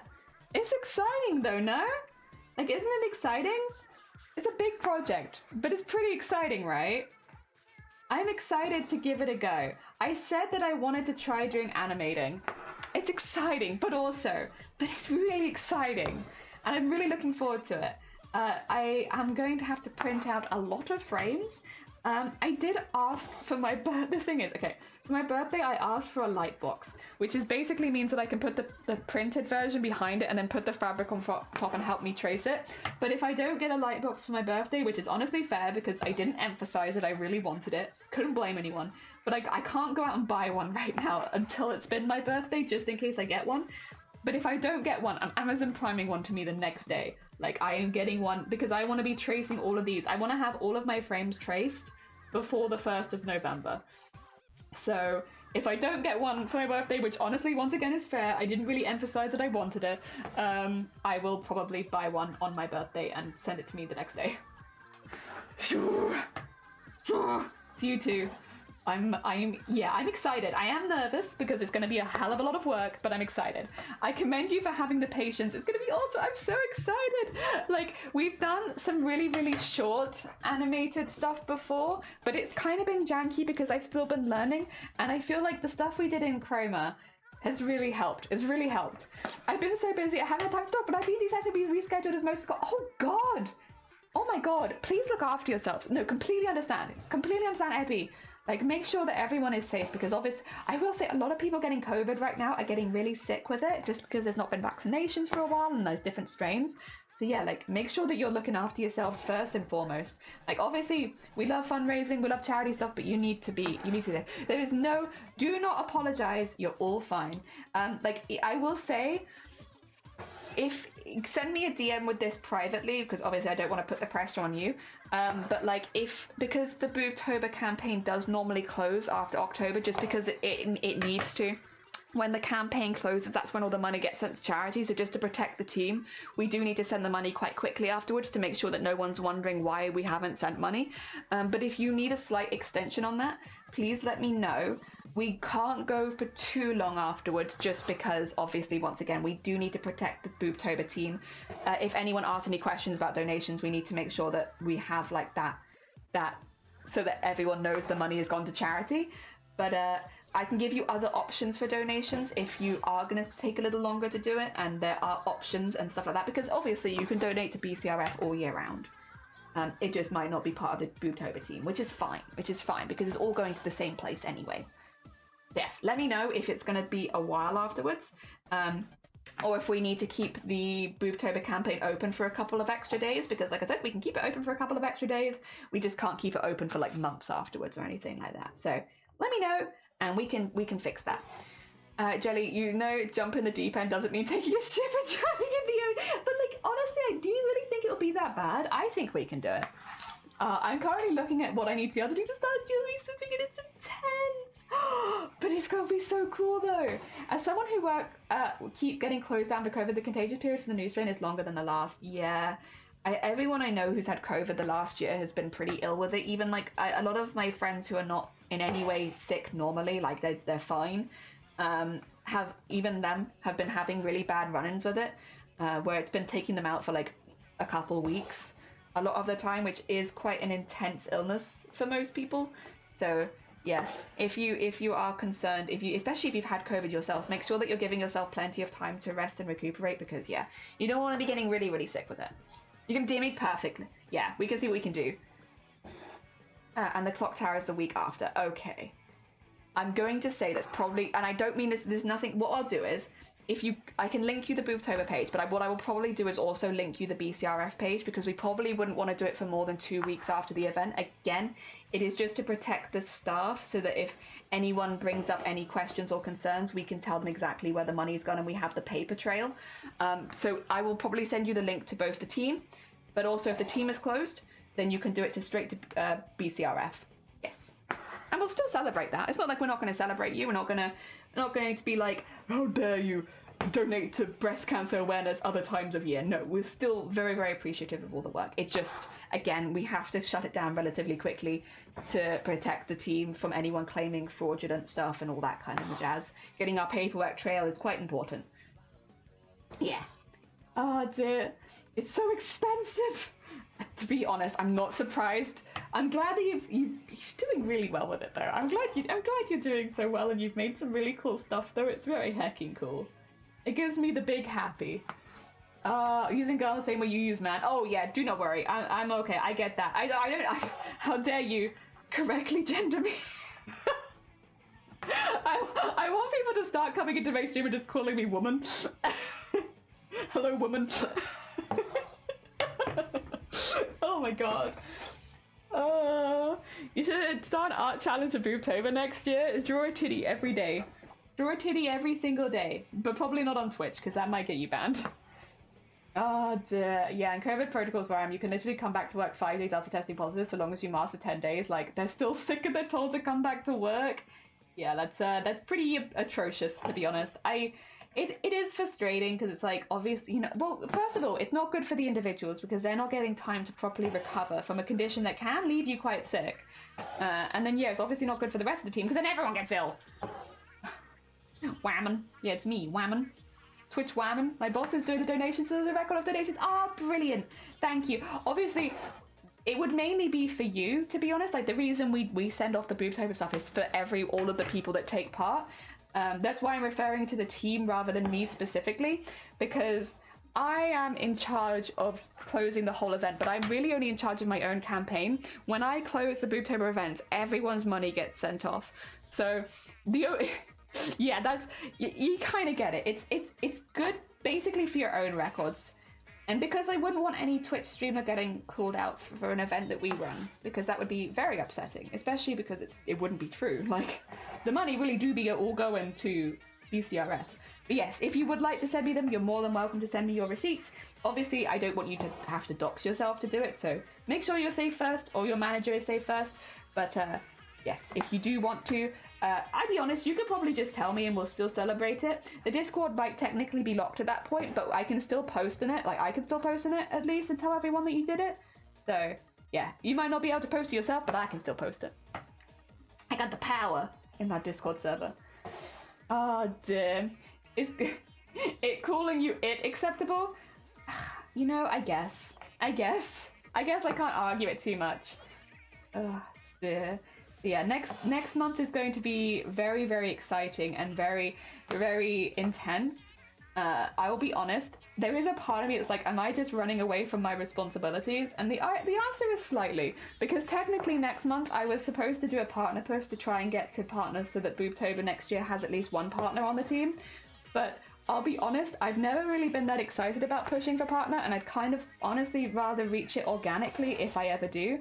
So we might do a very soft partner push, but mainly we're just going to be doing animation, and that excites me a hell of a lot more. That makes me more excited, and I was worried that next month was going to be really, like, I was going to dread it, and it was going to be awful, and it was something that I didn't want to do, whereas now next month is something that I 100% want to do. And while it might not technically be what I should be doing, I think it's okay. I can always push next year. Be a bit closer to it. There we go, our outline is done. Look how cute they are. They're just hanging out. They're two little beans hanging out.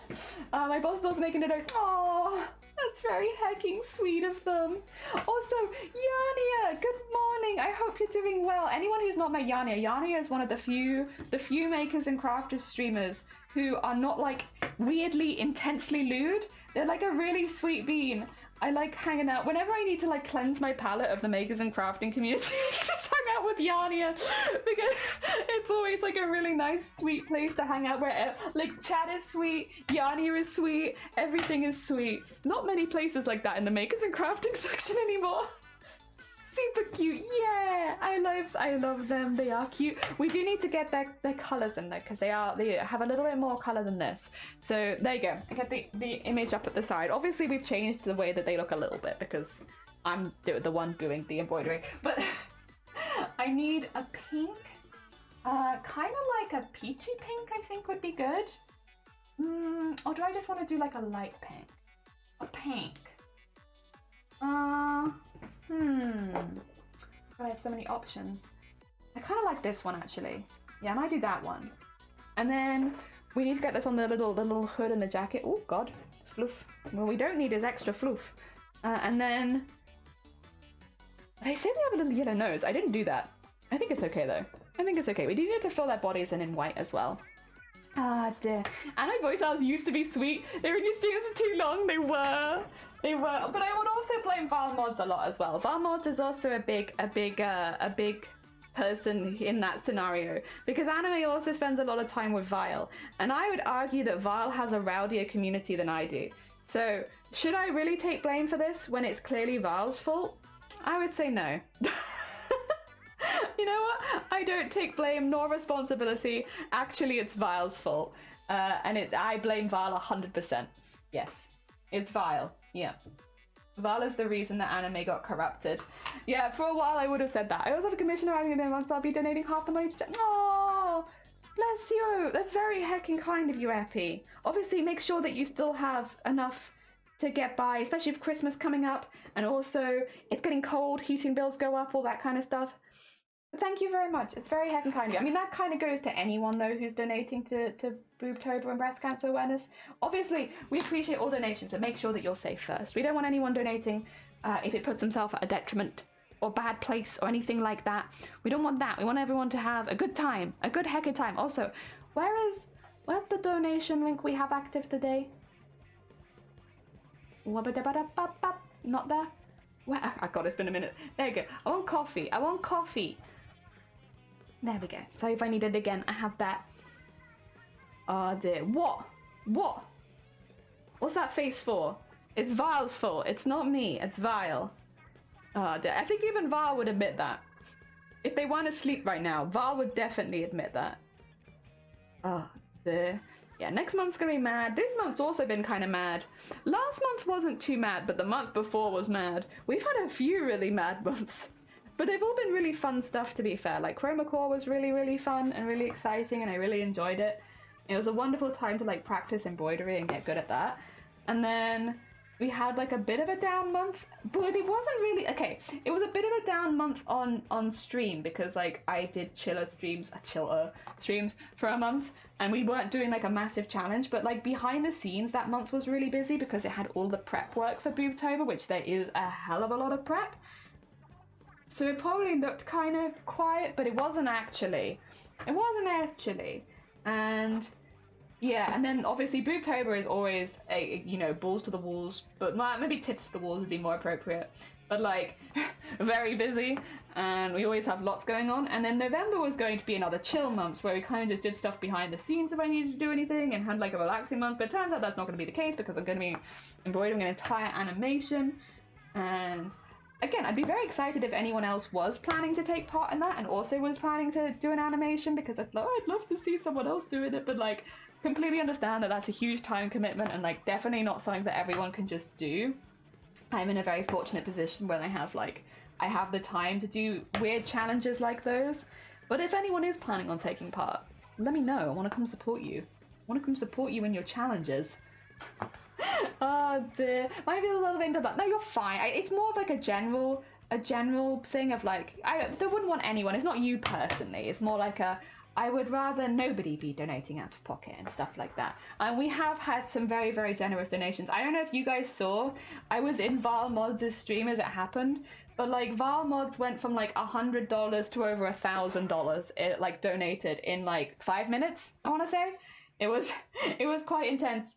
And like, yeah, just stuff like that. It's important to make sure that you've looked after yourself first. And thankfully, I think everyone in Val's community was fine. They all looked after themselves just fine. Another thing actually, which I do want to mention, and I do think this is quite important, and I should have mentioned it way earlier in the month, we do ask people not to donate while under the influence of anything. Obviously, we can never double check if that's the case, but it's just generally a safety thing. If you've had any alcohol, please don't donate that night. Please wait till the next day, because it helps us avoid situations where someone's maybe donated again more than they maybe had access to.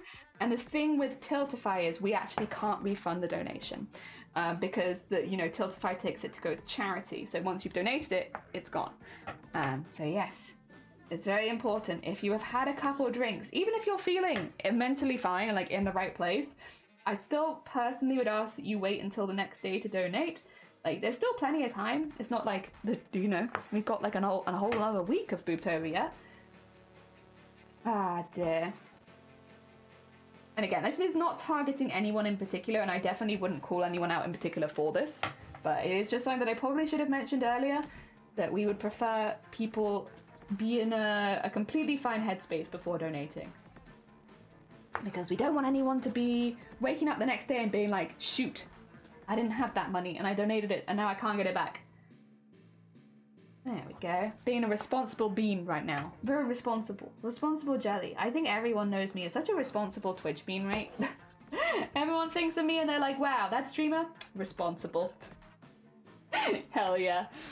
Also that streamer? Masochist. About to sew. Like, do a frame by frame animation out of embroidery. Gotta get ready for work. Take care. Good luck with work. I hope that it goes well. I hope you have a nice rest of your Sunday. Hell yeah. We'll just be here doing some little sweet beans, making some little pink beans, join the rest of the team. I guess technically they're not really pink themselves.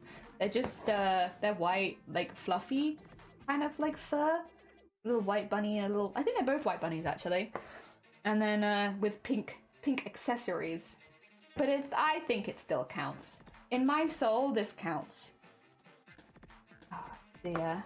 And I did just see that they had yellow on the middle of the flower and the flower's white, but I think I might actually, do I want to do the flower white? I kind of want to do the flower another shade of pink, which I know is now going a little off piece of the character, but the character's so simple, it's like, why not? Do I really have to stay within the guidelines? I feel like no. I feel like I can do something a little bit more. More pink. It's Breast Cancer Awareness Month after all. More pink. Oh dear.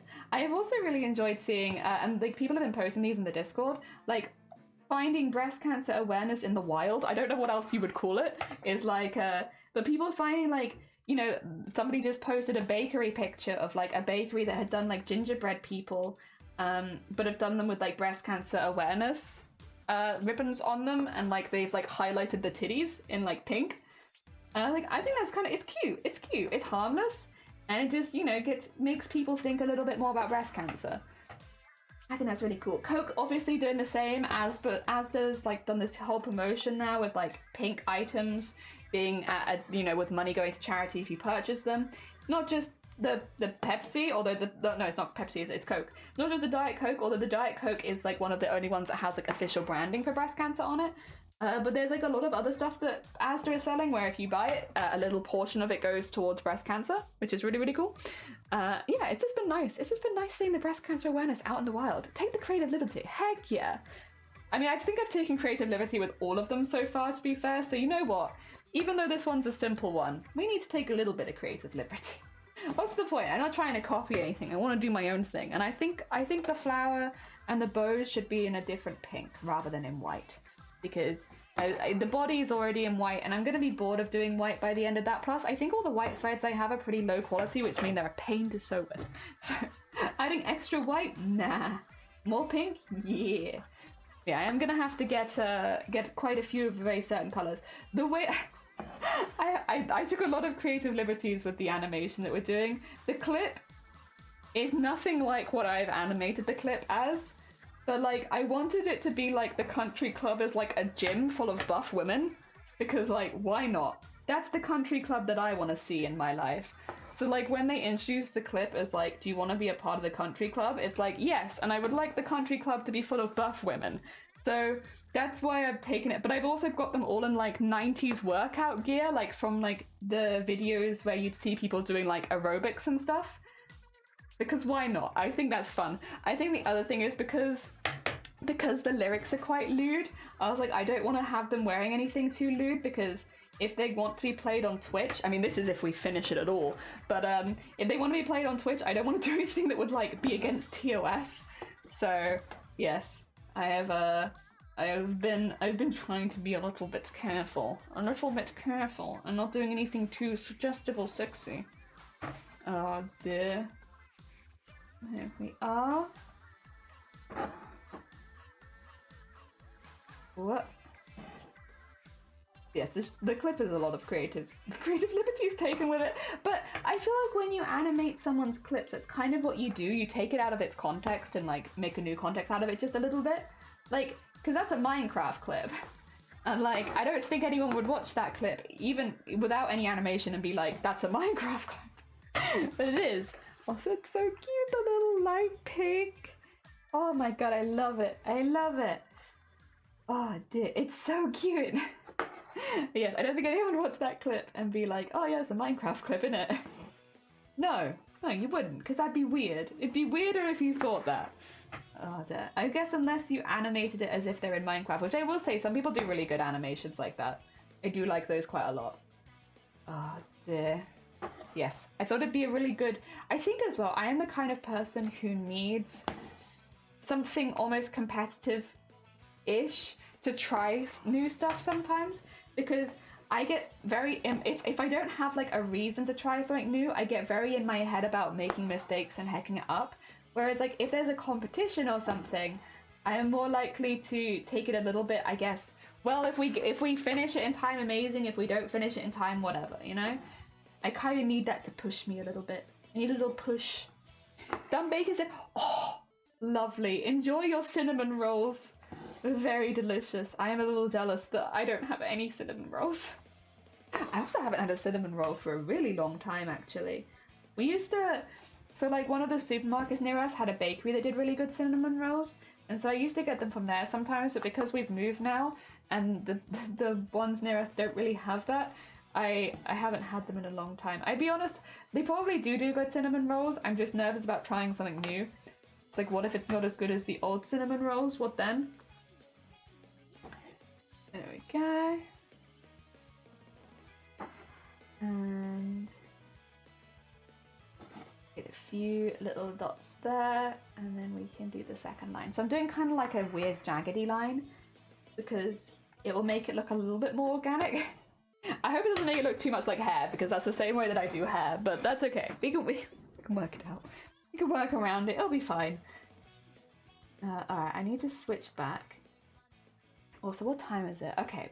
I'm going to have to start keeping an ear out at this stage now, because we're expecting that some builders could come over at any point, and once again, once they come over, I will end stream just in case they need to turn off the power, because I don't want to be in the way, and they're very nice and they probably won't ask, so they'll just not do it. So it's like, yes, I'll be a good bean and I will turn off stream when that happens.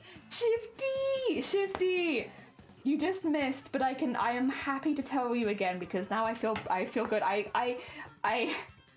I tried to keep a secret, Shifty, and I managed to keep it for all of like 1 hour, and then someone did bring up a really good point and I ended up having to spill the beans. So secret disappeared near and immediately. I hope you're doing well. I hope your Sunday's going good. Oh dear. I hope you've had a good weekend. I know you had some fun yesterday. I hope the rest of your weekend's gone well. Yeah, I was going to keep what I'm doing in November.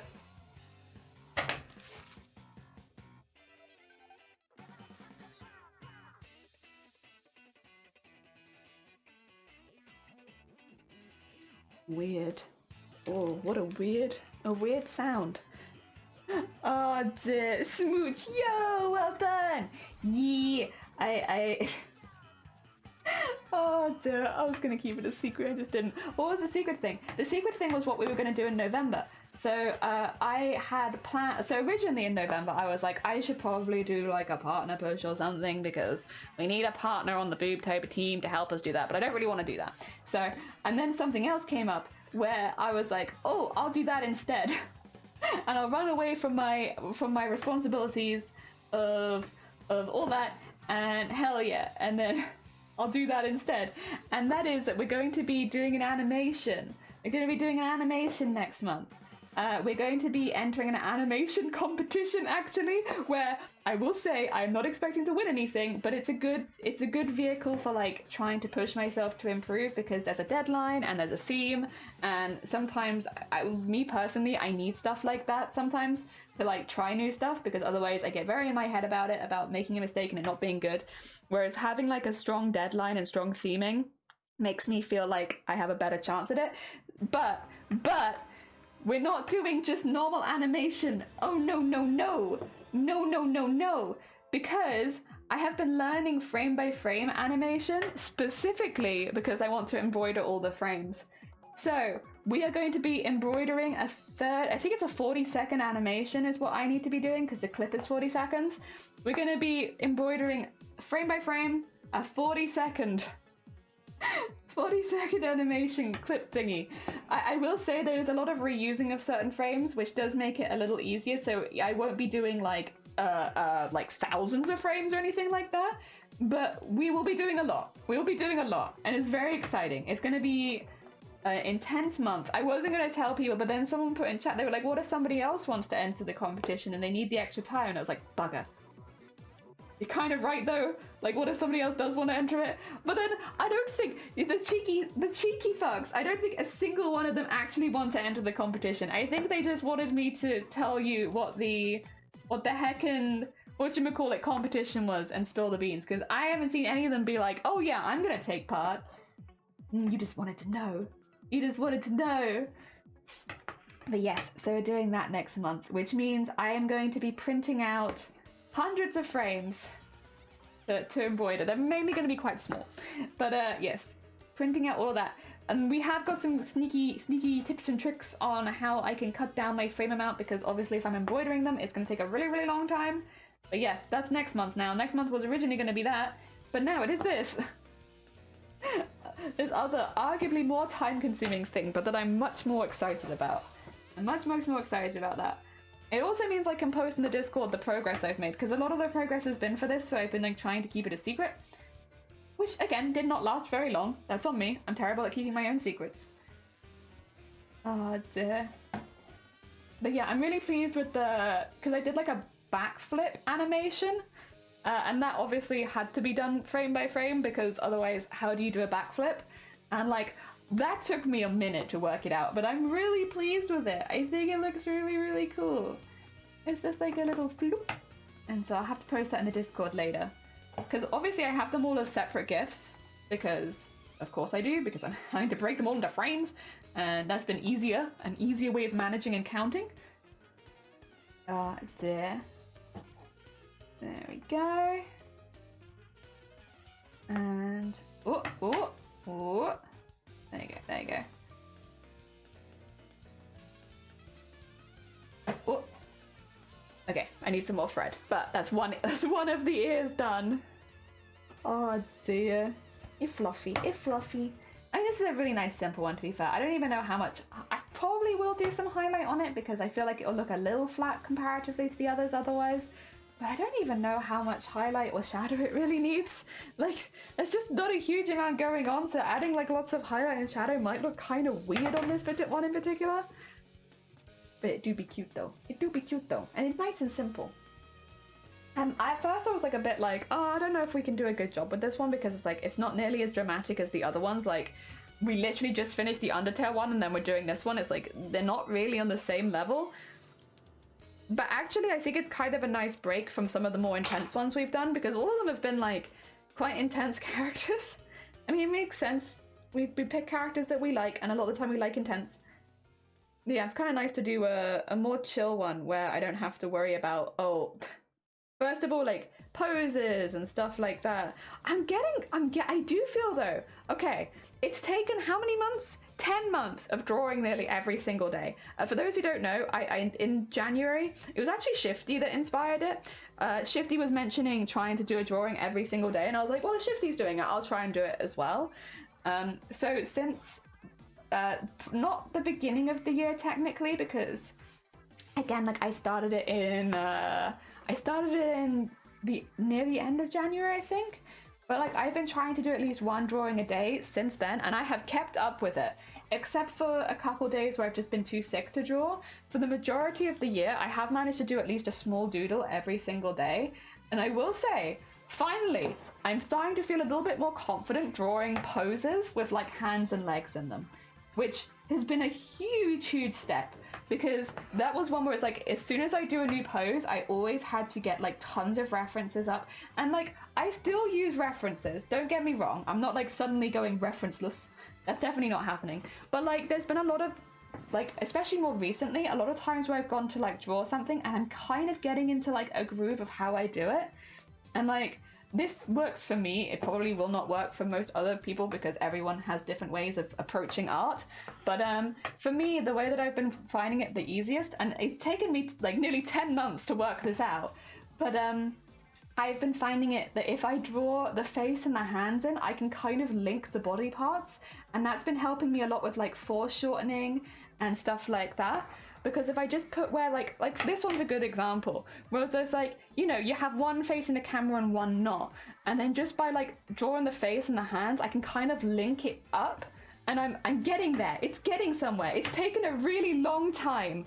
Like the fact that it's taken 10 months of practice is really something, but I finally feel like I am getting there a little bit. And also a lot of the time I'm able to use my first drawing rather than like my 10th drawing, because, you know, this is a lot of behind the scenes stuff, because I am at the moment, because I use my phone as a light box, I can't transfer the drawing to Fabric while live on stream, because if anybody called me, it would dox them because I'm using my phone as the light box. Yes, so I can't do that on stream at the moment because it's just not very safe. But yeah, like but the behind the scenes is getting quicker than it used to be. Like I used to like when I was doing chroma core to start with, I'd put aside like an hour every morning. Like I'd wake up early and sketch for an hour until I was happy with it. Whereas now I can kind of, I don't know if maybe my standards is lowered and that's maybe part of it, but now I can kind of roll out of bed and just quickly sketch something up. And I'm normally pretty happy with it after a couple of reruns. Sometimes working out exactly how I want to portray the character has been a little difficult, especially with characters that I don't know so well. But generally, it's been a lot quicker. So it has been helping. I mean, they do say, like, oh, draw every day, it will help. But, like, it's not an easy commitment, and I feel like when I look back at the drawings that I've done over the last year, I want to say maybe 80% I dislike. Which is and I probably dislike about 80% of them immediately. It's not like something where I've grown to dislike them because I've got better. Like, I still hated a lot of the ones that I've done. But after a very long time, I'm starting to like more of the stuff that I do. It's a really slow process, huh? And I do a lot of art. And it's even with all of the extra curricula that I am doing with art, it's still taking a really, really long time. Like a really, really long time. And I'm glad that I did it. I'm glad that I did it, because now that I'm starting to see like some improvement, it's great.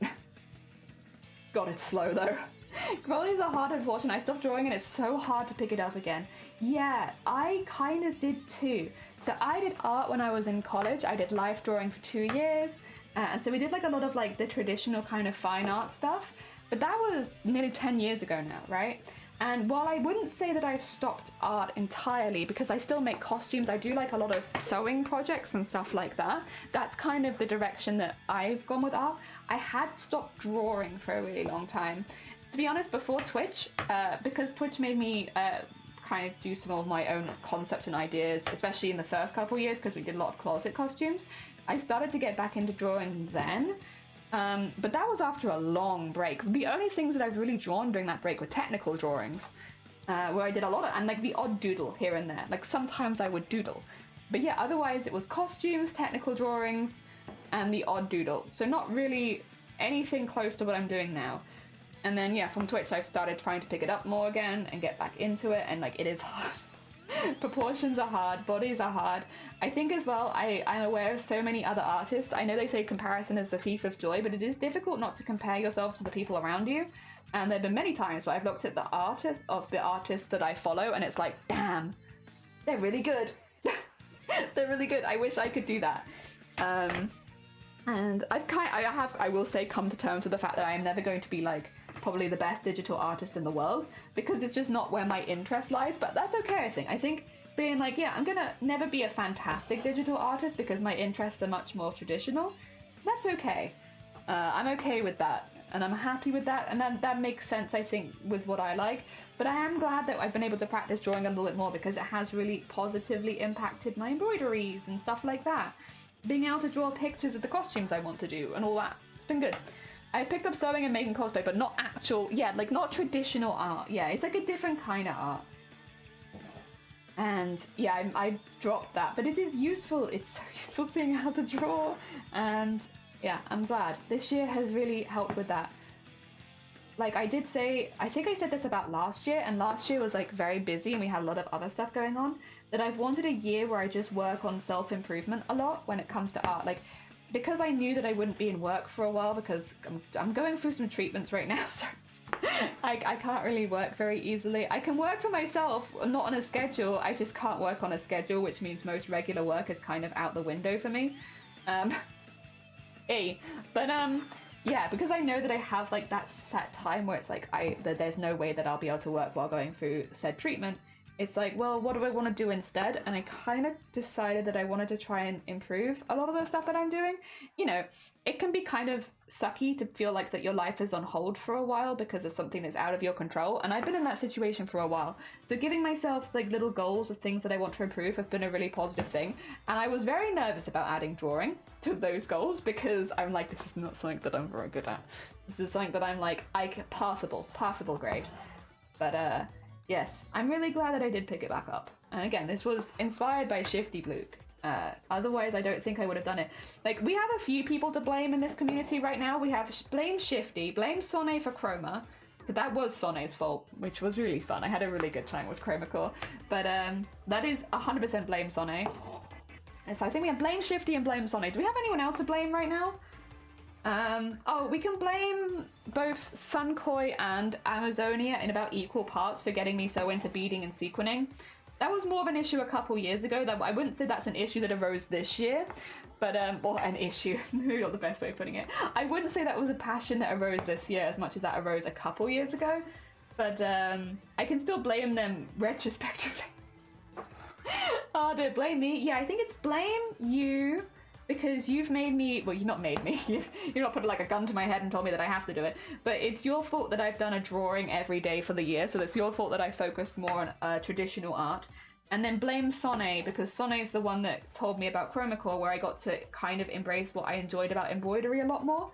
So it's blame both of you, basically, for different things, but down the same vein, where you've both kind of brought something to my attention of a thing that I could give a go and improve at. And then I've not wasted, that's the wrong way of putting it. I've used a lot of my time in that year going down that rabbit hole.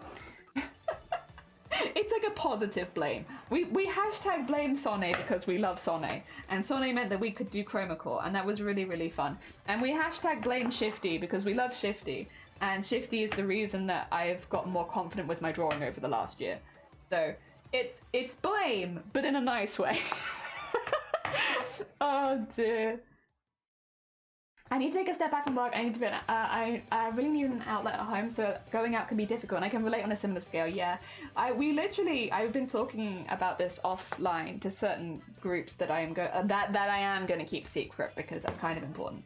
But about what it is like being on Twitch as a disabled person, right? And the general consensus that people have given me is that they think that Twitch will be a really hostile place because they're like, well, it's social media, people can talk to you in real time. And it's like, yeah, Twitch can be hostile at times, but there's a huge disabled community on Twitch, like absolutely massive. Like, until you kind of jump into it, you don't realize how many disabled people are on Twitch, and like, it's a lot. It's a lot, like both as streamers and as viewers, and it's basically all for the same reason, because so many disabled people get stuck in the house for long periods of time without being able to leave.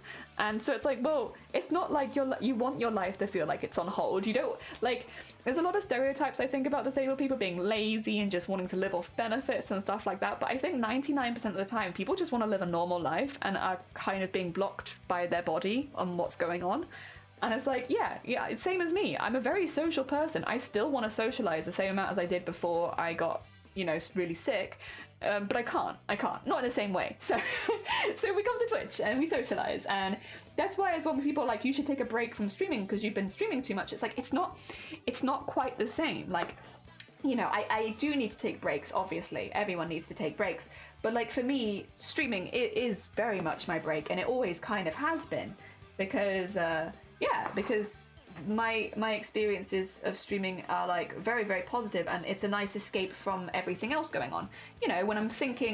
When I'm not streaming, I'm like, oh, when's my next treatment? When do I have to take time off for? When I'm this, it's like, or I'm being ill, one or the other, right? Whereas when I'm not, when I'm live, it's like, I'm not thinking about that. I'm having like a nice break from all of the stuff that's going on. It's like very much an escape. And I know a lot of people are like, oh, escapism is bad. You shouldn't try and escape from it. And it's like, but I don't don't know, I feel like trying to escape from chronic pain is like a pretty normal thing to do, actually. I think a lot of us don't want to think about it every single day. Also, being able to stream has been really, really nice in that it's like been able to make me... I was talking about someone about this yesterday, actually, who's in a kind of a similar position as I was in a couple years ago. But, where it's like I can do charity fundraisers and events like that. Like, you know, and I can put the time that I have that other people might not have, and I can hopefully use it for helping people a little bit and like talking about things that mean a lot to me and all that kind of stuff. So being able to feel like I'm still, you know, a useful part of society, because a lot of the time society kind of makes you feel like you're less useful than the people around you. It's nice to be able to use that spare time that I have because I'm ill to do stuff like that, which is nice. It's nice. All over, Twitch has been a massive positive thing for me. I know it's been a massive positive thing for a load of disabled people, whether they're creators or viewers. Like, it's somewhere you can hang out where you just, you know, you feel it levels the playing field. You're on the same playing field as everyone else. Like, yes, there are certain things that I might need outside of streaming that other people here don't, but like that doesn't affect me on stream. It doesn't affect me on stream. It's nice. I get freedom. I do whatever I like here, and I will, even if it's massive masochistic projects. Oh dear. Yeah, I like that. Oh, Solar! Welcome on in. Here comes the sun. Praise the sun. Welcome on in, Solar. How was your stream? What did you get up to today? We are talking about a lot of different things, actually. Welcome, praise me. I will praise you, Sonne. Blame Sonne. Hashtag blame Sonne. We actually were talking about you a second ago. We're talking about you and Shifty, because we have hashtag blame Sonne for doing the chroma core stuff and getting us into chroma core, and then we have hashtag blame Shifty for making me have more of a focus on traditional art this year. Paz, welcome on in, and Crayon, and Nami, and Solo, of course, and Rinks, and Katie, and Tara. Welcome on in, and Panda, welcome, and Red Fred, welcome, Berries and New Chat and Glitter, thank you for all of the sparkles, I appreciate it. Thank you for giving Sonne some clout as well, they deserve it. Also, Tara, welcome on in. Booptober, yeah, let me explain what Booptober is for anyone who's just popped in. Jungle, welcome on in. Booptober is an event that we run every year. We are one of the team, we basically founded this 3 years ago, and now we have a whole team running it, we're very lucky, where we raise money and awareness for breast cancer. During Booptober, I am making some pink embroideries of pink characters, because of course the ribbon for breast cancer is pink. That being said, do not be fooled. Pink is a girl's color, but you know what isn't a girl's thing? Breast cancer. Because breast cancer can affect anyone. Segue. So if you're a bloke and you've never heard about breast cancer and you don't know the signs and symptoms, get ready to educate yourself on them.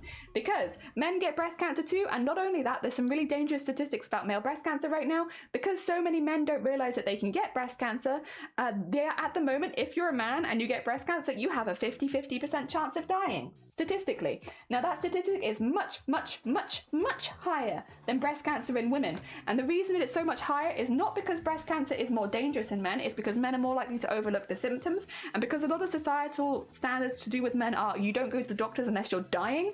Unfortunately, a lot of men are leaving it until they are getting really sick, and with cancer, by the time that you leave it until you're really sick, you unfortunately don't have a lot of options left, and unfortunately a lot of these men are dying.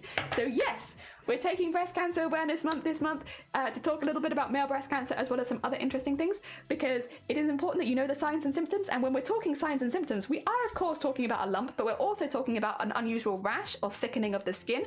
I often called it orange peel skin because it makes the dimpling makes it look like you have orange peel as your skin. We're talking about weird rashes and weird thickenings. We're also talking about nipples. Have you got any unusual discharge, or has one of your nipples suddenly inverted where it wasn't inverted before? If that's the case, another reason to go to the doctor. If you have one side painful and large and swelling, another reason to go to the doctor. None of these 100% mean that you have breast cancer, but they mean that something's going on and you need to get it checked out by a professional. And again, that's for men and women. Welcome to Booptober, everyone. I will say as well, we have, look at this, how much money we've raised so far for breast cancer awareness. Our original goal was 10k and we've nearly hit 13k and we have a week left. This is the whole team. We have over 40 streamers taking part this year. It is open to anyone and everyone who has a passion about breast cancer, so we get more and more people every year, which is really lovely. And yeah, so far the team has raised nearly $13,000 for BCRF, which is the Breast Cancer Research Foundation. They are based in America, but The Breast Cancer Research Foundation is the leading charity when it comes to breast cancer research and new cures, but specifically it's more early detection and better treatments and stuff like that. Wherever you live in the world, you have benefited from the BCRF and the work they've done, because although they are based in America, their research spans worldwide. They help everyone. It's also a really good charity because they don't look at it specifically at gender, they also are looking at male breast cancer and stuff like that. So whoever you are, you benefit from the work the BCRF does. So it's a fantastic charity to bring onto a worldwide platform like Twitch. There you go. I hope that's kind of explained it. It's interesting. I never knew breast cancer was a thing among men. This is a thing. A lot of people don't know that breast cancer is a thing around men. Also, Panda, thank you for the follow. Because they don't know, again, more likely to overlook symptoms. While a lump is the most common symptom, and a lot of people can recognize that as something they need to go to a doctor for, a lot of the time it's not a lump that will be your first symptom. It will be a rash. It will be any unusual stuff going around the nipple and stuff like that. And a lot of men, not thinking that they can get breast cancer, will ignore those symptoms and hope that they go away. And then when they're not going away, they've left it too long, especially when you're younger. So with cancer, and breast cancer included, if you're younger, you're more likely to get a more aggressive form of the cancer. It's not that you will, but you're more likely to. And again, it is still important to mention, especially for women, that between the ages of 15 and 36, breast cancer is the most likely cancer you're going to get. And if you're getting a more aggressive form, you need to notice that symptom and go to the doctor as soon as possible. Of course, there are people that will have no signs and symptoms. It is a very sad situation where you go to the doctor for something else and find out that you have breast cancer. It's incredibly sad. And this isn't to put any blame on people, but when it comes to cancer, you do need to be your own biggest advocate. And if you do notice something that's unusual, if you have got an unusual rash on your chest, like thickening of skin, it doesn't have to be a lump. And bear in mind, breast tissue starts up in the armpit, so you're going the whole way around there. If you have got any of these unusual signs and symptoms, it's really important that you go to a doctor so that you can get it checked out. Yes, there you go. I hope that's good. Avid, welcome on in. I hope you're doing well. If you're morphing into a dragon, starting at the nipple, you're probably not. Sauce and gold, well done. Thank you, Sola. Sola, if you need to go look after yourself, by the way, if you need to get some breaks or anything, go get some breaks. I'm back. Zombie, welcome back. Is that a tardigrade? We have done a tardigrade embroidery, yes. Oh dear. My brother got a lump just over a year ago after me. I hope that they were able to go to the doctor. I hope they managed to get it all sorted out. I won't let me follow, although I swear I was already followed. Oh, Jungle, bless you. Thank you so much. Twitchy. I was talking about male breast to a friend of mine. They didn't quite know about it. They understood fast there was such a high mortality rate because of stigma and whatnot. Yeah, again, especially when you add in the factor that so many men don't even realize it's an option. And this is also important. If you're a trans man and you've had a full mastectomy, so if you've had top surgery, you can still get breast cancer. While your chances are lowered because you have had your breast tissue removed, a lot of it, and also that you'll be taking not estrogen and progesterone, you'll be on testosterone. That does lower your chance of getting it, but you can still get it, and you still need to look out for the same signs and symptoms. And if you're a trans woman, because you'll likely be taking a mixture of estrogen and progesterone, which are both growth hormones, it actually increases your risk of breast cancer. Yes, it's important. Regardless of your gender and regardless of your age. The youngest person who's ever got breast cancer, who thankfully did survive and is doing okay, 2 years old. 2 years old, the youngest person. And while, yes, it is unusual that young, it is important that whatever age you are, whatever gender you are, you can get breast cancer. And just knowing the signs and symptoms can keep you safer. Yes, not that you necessarily need to be panicking, like, oh my god, I need to go to the doctors right now. You don't need to panic, but just knowing what's normal for you. Like, again, for instance, a nipple inverting. Like, go to your mirror, leave my stream, and go look at your nipples. What do your nipples look like? That way, if suddenly you realize you have a shower and you're like, oh, my nipple didn't look like that before, you could take yourself to the doctor. It's just important to know what's normal for you, and that's regardless of gender. Know what's normal for you so that you can notice if something changes, and if something does change, take yourself to a doctor. It might seem like it's a really embarrassing thing to do, but it is not. It'll be very professional. You can ask for the gender of the doctor that you'd like. If you're a man and you'd prefer to see another man, you can. If you're a woman and you prefer to see another woman, you can. It's a really normal thing. Just go ask for it. Just go ask for it. And if you want to bring someone with you, you can. There's nothing... If any doctor says that you can't bring a friend or family with you, then go to a different doctor. Like, actually. It's so normal, especially with these slightly more invasive things, that you'll bring somebody with you. Like, that's normal. Very normal. And they're definitely not going to hold that against you or think any less of you. It's super common. Whether it's family, a friend, a partner, anyone. And next time, hell yeah, we're getting dinner. Thank you. Have a lovely dinner, Sola. Thank you so much. And if anybody here hasn't checked out Sola before, a very heckin' sweet bean maker and crafter. I'm sure you'll love the stuff that they do. Go check them out. Go check them out. My brother went to the doctor and he also had to get a mammogram, which is a bit complicated without breast tissue. Yeah, that's why. So when you're, depending on the country you're in, it can be 40 or 50 years old. But as a woman, as you get older, you'll actually be asked to come in for a mammogram. The reason that they want you to be a bit older though is because your breast tissue loses its firmness as you get older, and so the younger you are, when they squeeze it, because they basically put your tit in a clamp and you just go. And like squish it together, right? It's important that you get it. Don't avoid it. It's uncomfortable, but you'll be fine. But yes, the older you are, the easier it is, which is why, you know, you're less likely to be offered a mammogram unless you're at high risk when you're younger, because it's just a bit uncomfortable and difficult. Ah, dear, I was 20-ish. Yeah, it's so important. It's so important that people know about it. What's the invisible disability tag? It's a disability, but you can't see it. You can actually only see my disability during Disability Awareness Month, and then you'll all suddenly become aware of it, but until then, it is invisible. It's kind of like Pride Month. You're only, I'm afraid, visibly gay during that month. The rest of the month, we're all invisible. You can't see us. So I'm afraid you'll just have to wait until, I'm sorry, I am screwing with you. My bad. Please excuse me. Sola has taken you to a terrible, terrible booby place. I am a disabled woman. I have chronic migraines after having some pretty bad head injuries and also having a family history of it. We don't know exactly which one it was, but it's likely the mixture of the both. I have had a migraine a day for nearly 7 years now. So my migraines, because I've had some pretty bad head injuries, they're not something that are very easily to treat. Like, it's what are you going to do? You're going to fix my brain damage? I don't think so. But we are trying. We are trying our best. I don't know if you've ever had a migraine. Anyone who's had a migraine will kind of know why having one every single day is so disabling. And we talk about this not normally doing Boobtober so much, because obviously we want the focus to be more on breast cancer. But every now and again we'll bring it up and mention it, because I do slightly different things on my stream sometimes because of my eyesight being much worse, or because of, not being able to use heavy machinery and equipment. Yeah, because I have migraines regularly enough that because I'm always either going into the next one or coming out of the previous one, my eyesight is pretty bad and it's not fixable. It's not like, because it's not like, what do you call it?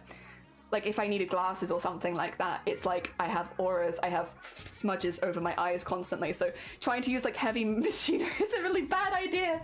So I do a lot of stuff by hand where like the maximum damage I can do to myself is a needle prick. It's good. It's manageable. It means that we work a little slower than maybe some other cosplayers and stuff like that, but you know what? We're safe and we're practicing safety. Yeah. Yeah. I also sometimes have some, if you're new here, some hemiplegia with my migraines. I say sometimes, basically every single migraine. So if you start to see my face slumping, I'm not having a stroke. It's probably just that one of my migraines is starting. Yeah. It looks really scary in person, but it's not that bad. You get very used to it. Oh dear, migraine suck. They should also get a month. Well, migraine does have a week. It was in September. We can never really celebrate it because it's so close to Boobtober. And Boobtober is, again, I always try and put the focus on that because that is something that I do really care a lot about. And I think on a platform like Twitch, where there is such a big male audience and a younger people audience, people that might not know so much about breast cancer, it's so important to spread it. And so I kind of am more than happy for my migraines and I'd like to just not talk about it for a while we raise as much money and awareness for breast cancer, because I think it's really important. Hubby is similar. He has allergic triggers to migraines and he had it nearly all the time. It sucks. Migraines are sucky. A chronic vestibular migraines, 2 to 7 a day. I'm so sorry to hear. Blech, blech. Love it. Yeah, if you're here for a while though, we do make a lot of vomit jokes. We're very fluid focused. We're a fluid focused 18 plus community. But yeah, during October though, we tend to focus a lot more. Like I try not to focus too much, because it's not about me, it's about breast cancer, and I want people to learn a bit about breast cancer. We do breast cancer facts, we talk about male breast cancer. Male breast cancer has specifically been more of a topic this year because there's been a lot of research that come out in a 2019 study of male breast cancer, and that's when we kind of realized how high the mortality rate is. So it's actually not just us. A lot of brands are now focusing heavier on male breast cancer, and when I say brands, I mean it. I have a finished one here, which I can show you. This is the Diet Coke branding in Asda in the UK right now. It's got the little cancer awareness ribbon on it. Is that, and you buy them in the crates, and on the crates it talks about how to do a breast check and it talks about male breast cancer on every single crate. Like, isn't that cool? Like, isn't that really cool of them? I think it's fantastic. So yes, it's been more of a focus. Also, Tammy, thank you so much for the follow. Very heckin' kind of you. I appreciate it. I love the pink. That's really awesome. Yeah, like there's a lot more focus on male breast cancer, and I'm really hoping that all this extra focus that a lot of people put in this year. Oh, and thank you. No, don't worry about it. I appreciate it. It's very heckin' kind of you. I'm really hoping that all the extra focus means that a lot more men will take themselves to the doctors with any symptoms they're uncomfortable with. Again, it might not always be breast cancer, but if it's not cancer, you know, your doctor's not going to be mad at you getting it checked up. I've had 3 breast lumps in my life, and thankfully none of them have been cancer, but they've all been 3 different things. And the first time it was one they just sent me home with. You'll be fine. It'll go away in a few weeks, and it did. The second 2 I had to go speak to a surgeon about, and every single time I went in, the first time and the other 2 times, they thanked me for coming in and getting it checked out and being proactive and coming in quickly. If what you have is not cancer, the doctors are not going to be like, I can't believe you went to come in and get it checked, oh my god. No, they're going to probably thank you, because the sooner that you get it sorted, the easier it is for them as well. Like, they don't want to find someone with late stage cancer. That's not what they want. They want the easiest and smoothest journey for you as possible. So you going in and being really proactive and taking yourself to the doctors, that's what they want. So yes, if you go to the doctors and it's not cancer, which is first of all a really good thing, but no one's going to be looking at you weirdly or like funnily or talking about you behind your back. That's not going to be happening. It's going to be very normal. There are stickers on the bananas I buy. Oh, breast cancer! Some of the ribbon and some of the QR code. Yes, hell yeah, we love that. We love that. That's amazing. Oh dear. Hell yeah, hell yeah. 2 weeks I get checked again. Good luck. I hope that your check goes okay. I hope that it's not too difficult and you don't have to wait too long. I hope that the doctors are on time. I wish for you an on-time doctor and an easy appointment. Anime, good morning. Another one of our wonderful Boob Plover streamers. How are you doing? I hope you're doing well. And Caramel, welcome on in. I am doing well. Having an overall day night so far. Hell yeah, I'm glad to hear it. Are they pumpkins or wool? They're wool. Oh my god, I love it. I love it. I didn't check on the QR code because it had blurred because of the Oh yeah, that's fair. That's fair. Doctors be like, oh my god, can't believe you came in because you thought you were sick. Yeah, couldn't be me. But like, a lot of people genuinely have those worries where they're like, people are going to think that I'm silly or I'm paranoid and stuff like that. And it's like, I'm like 99% sure. I'm not a doctor, but I'm 99% sure doctors would rather you be a little paranoid and go in than just ignore symptoms that could be cancer. Like, I think if it's between the two, that I don't know. I feel like there's one there that is kind of preferable. So yes, if you're a bloke, make sure that you're still checking. We've been calling them boibs, because the thing is, and I kind of prefer this, moobs makes people think that you have to have like big chest as a man. You have to have a big chest, and that's moobs. But the size of your chest doesn't mean you're more or less likely to get cancer. So I don't really want to use moobs to describe like man boobs anymore, because it's like, it makes it, I think some people feel safer than they should do. You could be the fittest man in the world, have like tiny pecs, and still get breast cancer. Like, it doesn't matter how big they are. So yeah, I've kind of been moving away from calling them moobs, and I've been more calling them boibs. And boibs, I think, was brought around by Anime, who has coined the term boibs, and I think boibs is a good one. I like boibs. I'm doing good, having a PJ day because you're celebrating vacation. Oh my god, have a lovely pajama day. Hell yeah. I'm trying a ridiculously busy 9 days. I would try to keep an eye on when you're streaming. Oh, bless you. Jungle, you're fine. Don't worry about it. You're all good. I will say, we're a bit weirdly scattered this week because it's my birthday.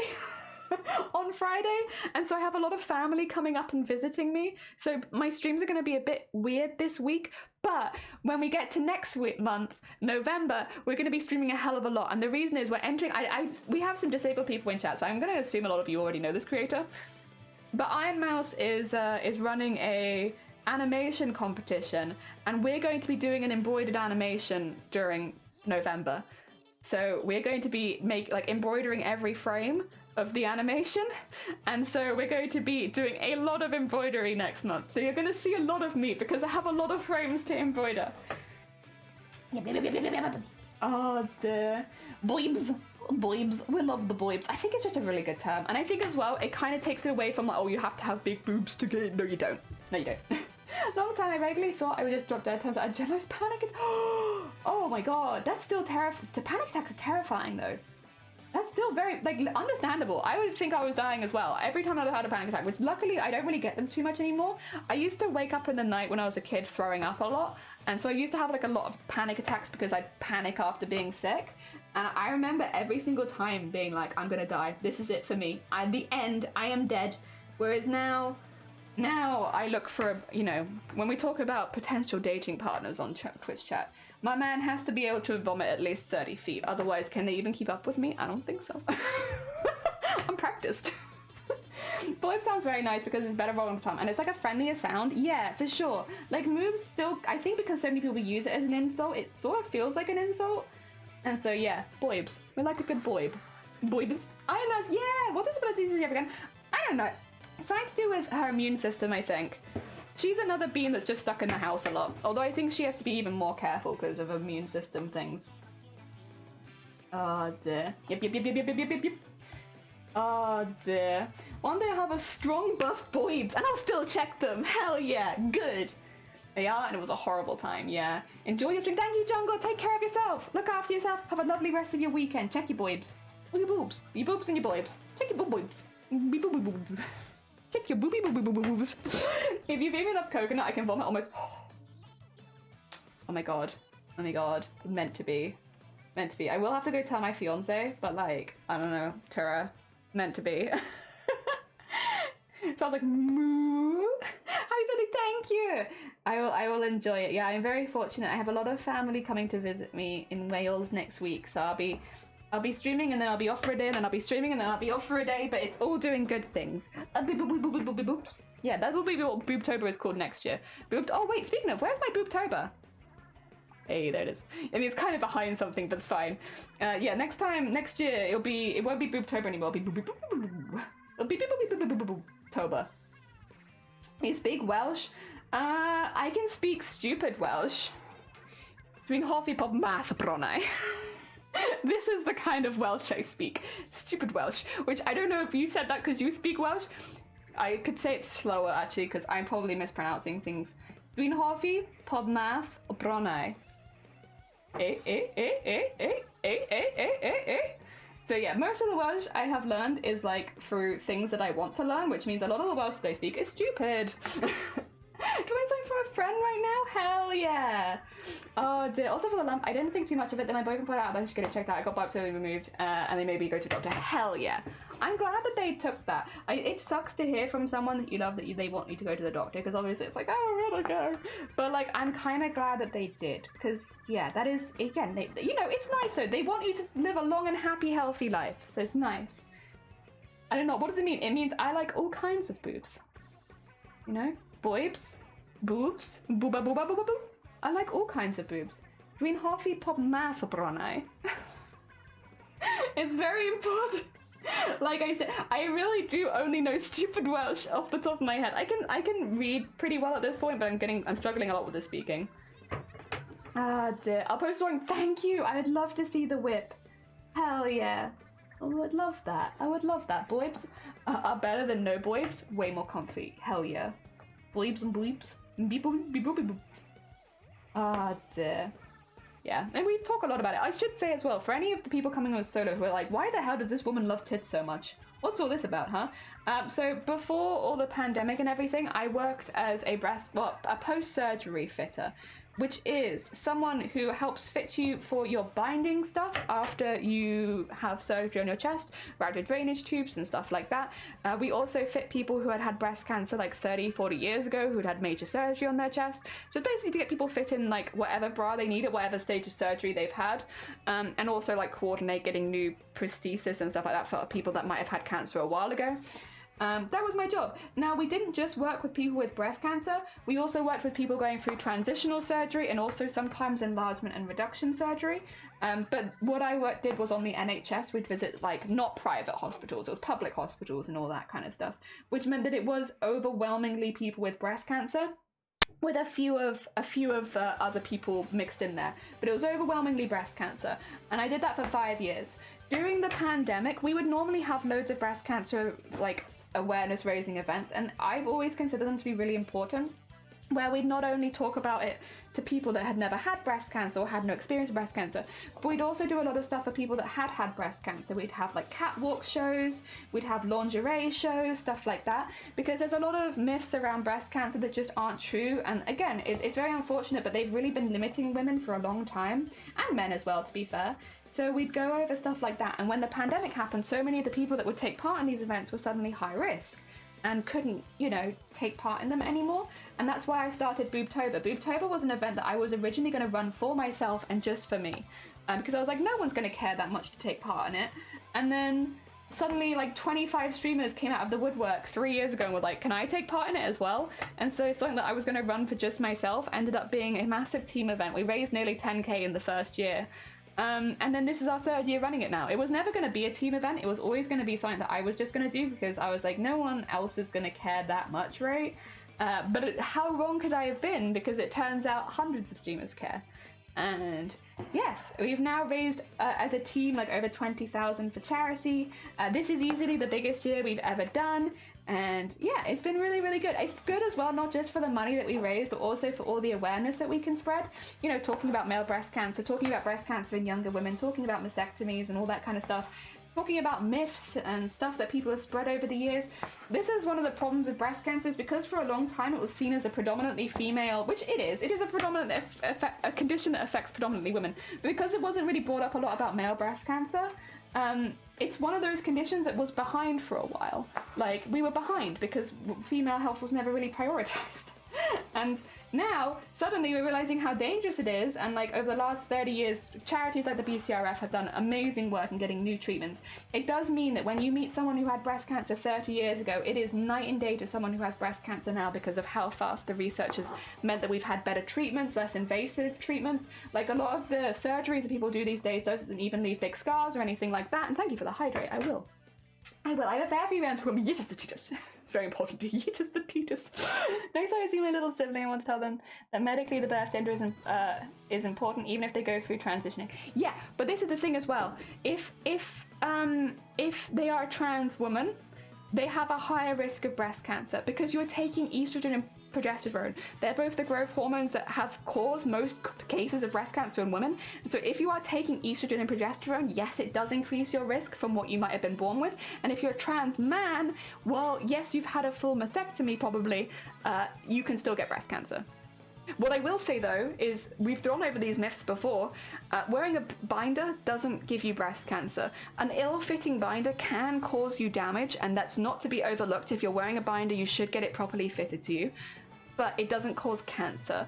A lot of people have said over the years that trauma to the chest area can cause cancer. That's not true, but there is a reason people say it. The reason is breast cancer. You have to bear in mind, it's so common. 1 in 8 women will get breast cancer in their lifetime. It's insanely common. It is the most common cancer in the world. A lot of people historically have had injuries to their chest, gone to a doctor, and then been told, your chest is fine, but we found breast cancer. And so over the years, people have started to link, oh, well, if I have an injury on my chest, it gives me breast cancer. When in reality, breast cancer is just so common that if you have an injury in your chest, there is a chance that they might find it anyway, because that's just how common this cancer is.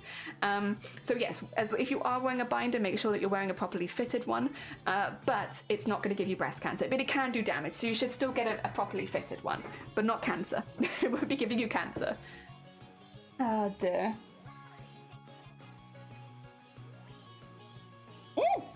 If I said art, let's have a look-see. Let's have a look-see. Yeetus the teetus.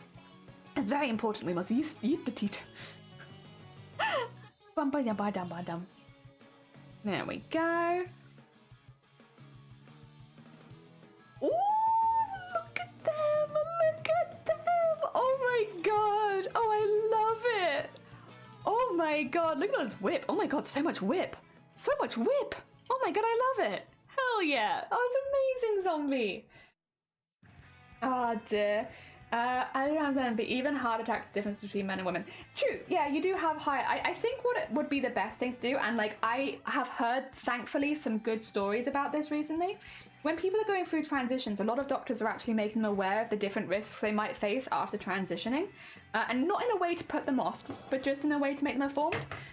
we have a couple of, for instance, trans women taking part in Boobtober, and they have told me that, hey, when I went to the doctor and we were talking about my transition, one of the things they mentioned is that because I was taking estrogen and progesterone, I would have a higher chance of breast cancer. And I was really surprised, because in my experience, a lot of people weren't told. Whereas it does feel like this is changing a little bit, and like changing for the better, in that people are getting informed by their healthcare professional about the different risks after transition. And yeah, it's really, really good. And I'm really glad to hear it, because that was originally a big part of my spiel when talking about breast cancer. But it seems like at some point that might be one that I'll be able to rotate out, because actually medical professionals are already covering it for me. I don't need to mention it if it's already being talked about. So yes, I was really, really happy to hear that, because it's something that we've talked about for a while, and to hear that doctors are now talking to patients about it is really, really good. Because at the end of the day, it's not something to put you off transitioning. That's not the goal. The goal is to just make you aware of the different risks that you might not have grown up with. Because as a woman, I've grown up knowing that breast cancer is something that I could potentially get. Whereas if you're a trans woman, you don't necessarily have that same education as you get older. So it's important that somebody tells you. And it's like, yes, I'm glad that it is happening. I'm gonna get a good doctor then. There are many more ways to approach over social media. Maybe trans people could talk about their journey, and that's a great thing. It is. And it's been wonderful as well this year to have so many people from different backgrounds taking part that can offer a different input, because it's important. When it comes to breast cancer, it really can affect anyone and everyone. So having such a lovely range of people taking part, it's great. It's great. And you get to hear so many different stories from people. You get to hear about different experiences. Like again, we've had a couple trans women this year come forward and say, I was actually made aware when I went through my transition that this was something that could happen to me and that I would be at a higher risk of suddenly. And I was like, as much as I'm not happy that anyone becomes a higher risk of anything, but I'm so glad that they were made aware. Because again, for a long period of time, people just weren't told. What's lots of whip? Oh, yeah, sorry, whip is work in progress. Yes. Quip. Work in progress. Oh dear. And to be fair, I'm glad people are getting informed about Boobtober in other places, especially about male breast cancer. A lot of people don't know about the fact that toxic man. Yeah, it really does. It's incredibly sad that like the way that society treats men has meant that so many. Because this is the sad thing. It's like these statistics exist because so many men have already died. Like it's no longer just a warning, it is something that's actively happening. And I am so proud of all of the streamers this year in Boobtober who have stepped forward and said, I am going to talk about male breast cancer. Women, men, non-binaries, everyone alike. I'm so glad that people have come forward and been like, you know what? I've got men in my community and I definitely don't want to lose them to breast cancer. Let me talk about male breast cancer. And yeah, I'm so proud of everyone who's come forward this year and started talking about it, because talking about stuff like that casually means people just are more likely to go to the doctor. Being able to have a casual conversation about male breast cancer can literally save lives. So seeing so many streamers go forward and talk about it, I'm very, very, I'm a proud boober. I'm a proud boober in Boobtober. Oh dear. I hope they get a good doctor, for sure. Also, I didn't know about transitional facts related to breast cancer, so I'm glad that I'm learning. Yeah, it's like one of those things where because certain hormones, when you're talking about like, because a lot of people, well, there are some breast cancers that do just affect cis women when it comes to like cancers of the milk ducts and stuff like that. While there are some cancers that do affect just women, most breast cancer can affect either gender. So, while it's, not entirely one way or the other, there are some, because most men will not be born with milk ducts, not all, but most. Most breast cancers can affect both. And again, it's not that one cancer is more dangerous in men than it is in women. It's just unfortunate that because women are grown up knowing about breast cancer, they're more likely to go to the doctor, which is a good thing, but it should be the same for men as well. Oh, you speak so fast, I know. I have so much to say. And also, to be fair, I am very aware that I am doing a shorter stream today, which means I'm trying to get all of my words out like really, really quickly, because I only have a couple of hours, right? I probably wouldn't talk about it as much as I wanted to. I will forever if... to be fair though, this is the thing. First of all, Boobtober happens every year. This is the third year of us running Boobtober. So you have time. Like, if you want to prepare yourself for next year, like, we have plenty of people that, like, take a year off here and there, and then they come back strong the next year. So you would be more than welcome to join us again next year if you wanted to. Anyone is more than welcome to join us again next year if they want to.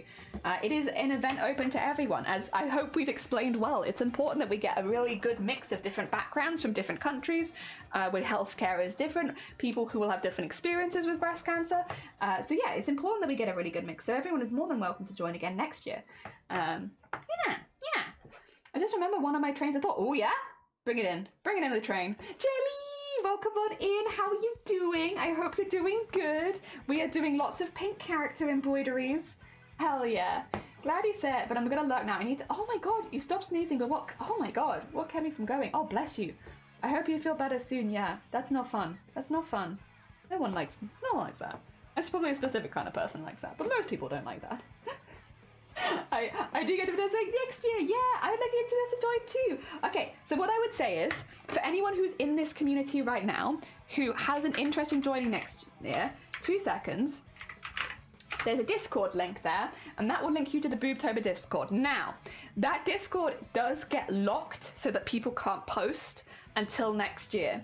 So that Discord will be technically, it's like dormant for about 8 to 9 months now, after this month is over, because normally we re-announce Boobtober in about August, so it won't be until August 2024 now that you'll probably hear about it again. But if you wanted to join the Discord now, that way you would be on it immediately next year as soon as all of the submissions open. So this year we did a week-long raid train, which was really, really good, which people could put themselves forward to, and we managed to keep it going from the first day to the last day, which was really, really good. I'll probably end up doing that again next year. And then, yes, if you want to take part either as a regular streamer or as somebody taking part in the raid train, you can sign up as soon as you like. It is always first come, first served. So, yeah. If you join the Discord now, you'll be ahead of it for next year, but it does mean being in a dormant Discord for like 9 months. Just as a heads up. And I can understand if you'd rather leave and join again next year. Ah, dear. So, yes, it's an option. If you would like to join, you can. There is a Discord link in the Boobtober command where you can join. It's just dormant. It will be well, it's not going to be dormant yet because obviously Boobtober is still ongoing. But when it hits November, the Discord goes dormant. It's just to prevent things from and mean that the staff can like clear up for next year and get everything prepared. So yes, it goes dormant for a while, and then you'll start to see things moving again a bit closer to October 2024. I didn't realize next year is 2024. I know. It's mad. Time zooms by. Have a lovely lurk, Nanny. Thank you so much for popping by. And again, I hope you feel better soon. Oh dear. Kind of glad that it's not 2020 anymore, to be honest, because that was a hell of a year. Oh dear. But yes, it is. The year do be zooming by. Yeah, whenever Boobtober hits, it always reminds me of how close it is to Christmas, and it's like, oh god, where did the time go? How is it already this close to Christmas? My god. Oh my god. But yes. Yeah, if anyone does want to join it, if anyone is interested in Boobtober next year, you can join the Discord and you'll be the first to be made aware. When I go live with all the Boobtober stuff, because I am, once again, I am the founder of Boobtober, so I do speak a lot about it outside of that. But I do normally make people really aware when we're counting down to like opening up Boobtober again. The only problem with that is you'd have to be in my channel, which I know that a lot of people, especially with time zones, are more likely to be in other people's channels. So yes, I do get that that's a bit frustrating. Once it's open, there will always be a link under my stream to it, but yes. Boobtober, like, the research recently has been opening up and making things easier for APAP entries to get neurodivergent diagnosis with ADHD and anyone. They have different saves. I do believe better not. Oh, that's really good though. That's really, sorry. I probably sound like I was when I was reading through that one. When I see big paragraph, I'm like, oh dear. Hell yeah. Hell yeah. That's all good stuff. Oh dear. It's like wonderful the awareness with the medicine is going to the health issues. We're very gender specific. Yeah, it's good. I think there will always be groups that are less open to that sort of thing. That is why, partially, one of the things that we did talk about a lot this year before Boobtober started was we really want some cis men to take part. I know this sounds bad, but hear me out.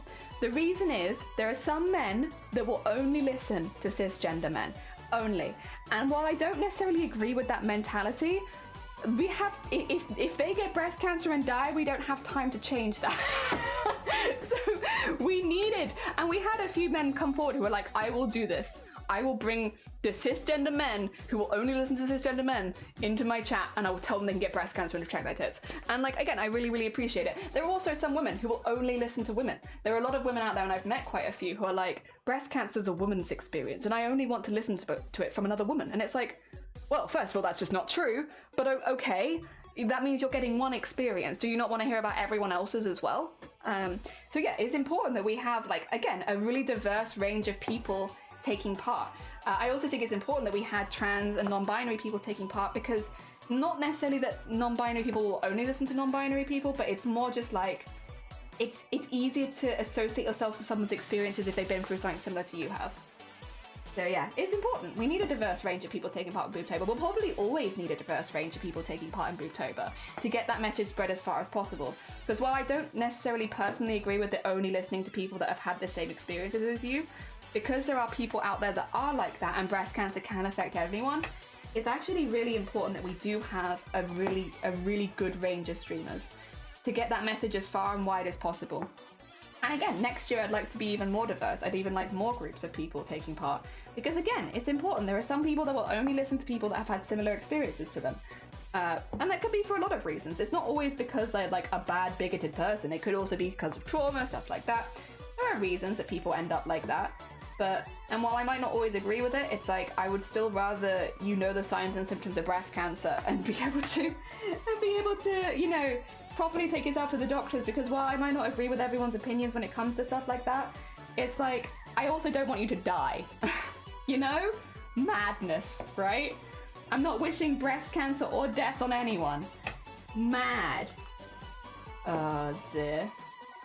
Yeah, it's important, it's important. And again, big ups to everyone that has taken part this year. And of course, women as well. You know, we've been highlighting a lot of men, but we've had some really fantastic women taking part too. So massive highlight to everyone. Everyone has been an absolute asset to the team.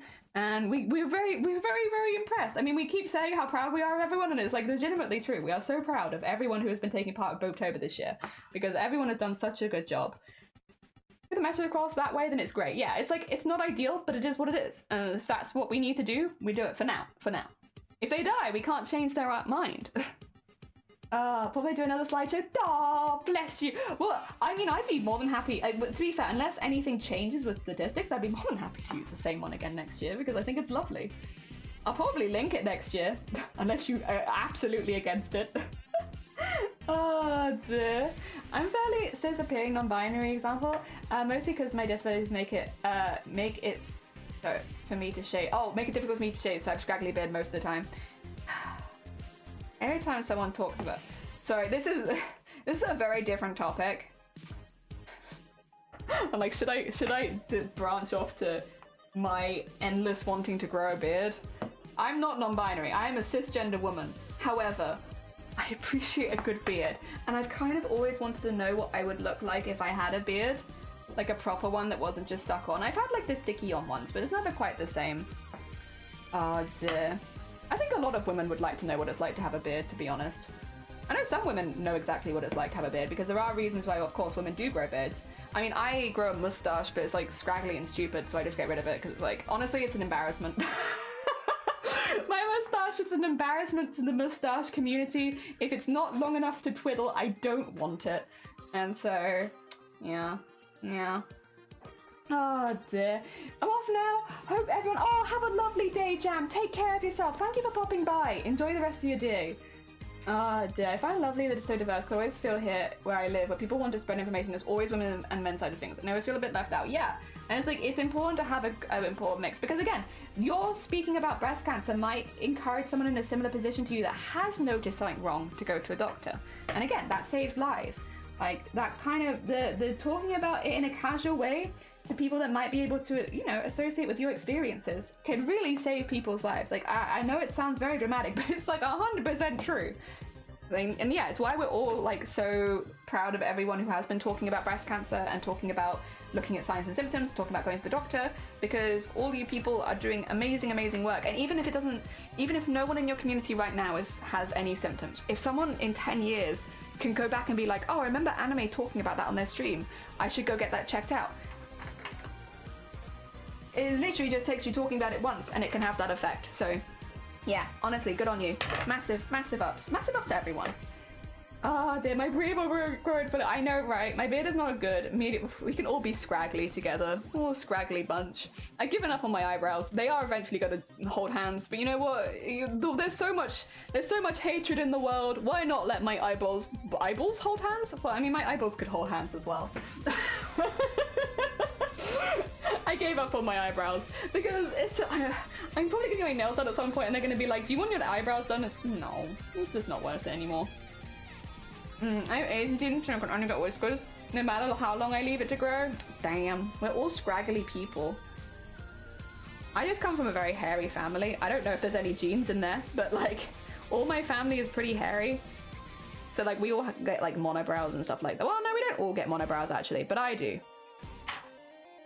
I had a lovely dream while I was growing a beard, but then I woke up. Listen, anime, it could happen one day. I think as well, like, a lot of people as they get older are more likely to be able to grow a beard, right?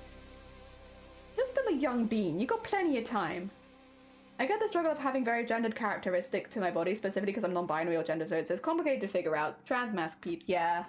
It's hard, and I think as well, like, I don't think that a lot of stuff in the world makes things easier. Like, you know, I think a big example has been coming up recently because, and I don't want to go too heavy into this, but I'll talk about it briefly because we did a whole charity fundraiser about this earlier in the year. So it's like, I kind of want to give Boobtober its time to shine. We did earlier in the year a massive fundraiser about transgender stuff in the UK for reasons that I will not talk about now, but for reasons we did, and I don't regret it, and I'm still happy we did that. Yeah, one of the things that was brought up a lot is like, well, you know, the whole you're not a real woman if you've never had a period, or you're not a real woman if you don't have periods, which is mad because I'm a woman who doesn't have periods. Does that mean that I'm not a woman suddenly? Oh, crazy. You're not a real woman if you have to shave your face. Mad, because actually most of the stuff that I buy to shave my face is targeted at women. Like, it's pink. the stuff I use to shave my face is pink. Like, I'm pretty sure that was targeted to women. There's a lot of stuff out there which definitely doesn't help people with dysphoria and stuff like that. And the thing is, while it affects, obviously, a lot of trans people a lot, and like non-binary people a lot, it's also not helping cisgender women either. Madness that it also doesn't help us either when you put these kind of like expectations on what you need to be a real woman or need to be a real man. And it's like, a lot of men can't grow beards, a lot of cis men can't grow beards. A lot of cis women do grow beards. Like, yeah, it definitely doesn't help. And it doesn't help anyone. It doesn't help women, men, trans women. It literally helps no one. So I don't know why people still do stuff, say stuff like that. Like, love the shaming of people that don't, you know, that's the other thing as well. Oh, you can never give birth. A lot of cisgender women cannot give birth. Excuse me. Like, the amount of bubble that you have to live in to think that what you're saying is normal when you're saying stuff like, oh, all cisgender women have periods and can give birth and none of them shave their face. Like, what? You need to go out and meet some cisgender women. You need to go out and meet some actual cisgender women. Guarantee many of them are shaving their face. Many of them. And like, let's be honest, eyebrow mustache waxing is pretty normal for a lot of women. Like, a lot of women choose to do that. And like, even people that grow full beards, like, a lot of women do stuff like that. I mean, honestly, power to you if you keep it, because like, if I could grow a proper one, maybe I would. I would definitely keep it during the winter, I think. Maybe not during the summer, but yeah, no, it's madness. It's madness. It literally helps no one, and it all comes from a place of living in a bubble, I think, of like not actually meeting real people. Very grateful that my insomnia led me to Twitch and oh, bless you too. It's lovely to have you here. I'm just a titty lady. I just talk about boobs.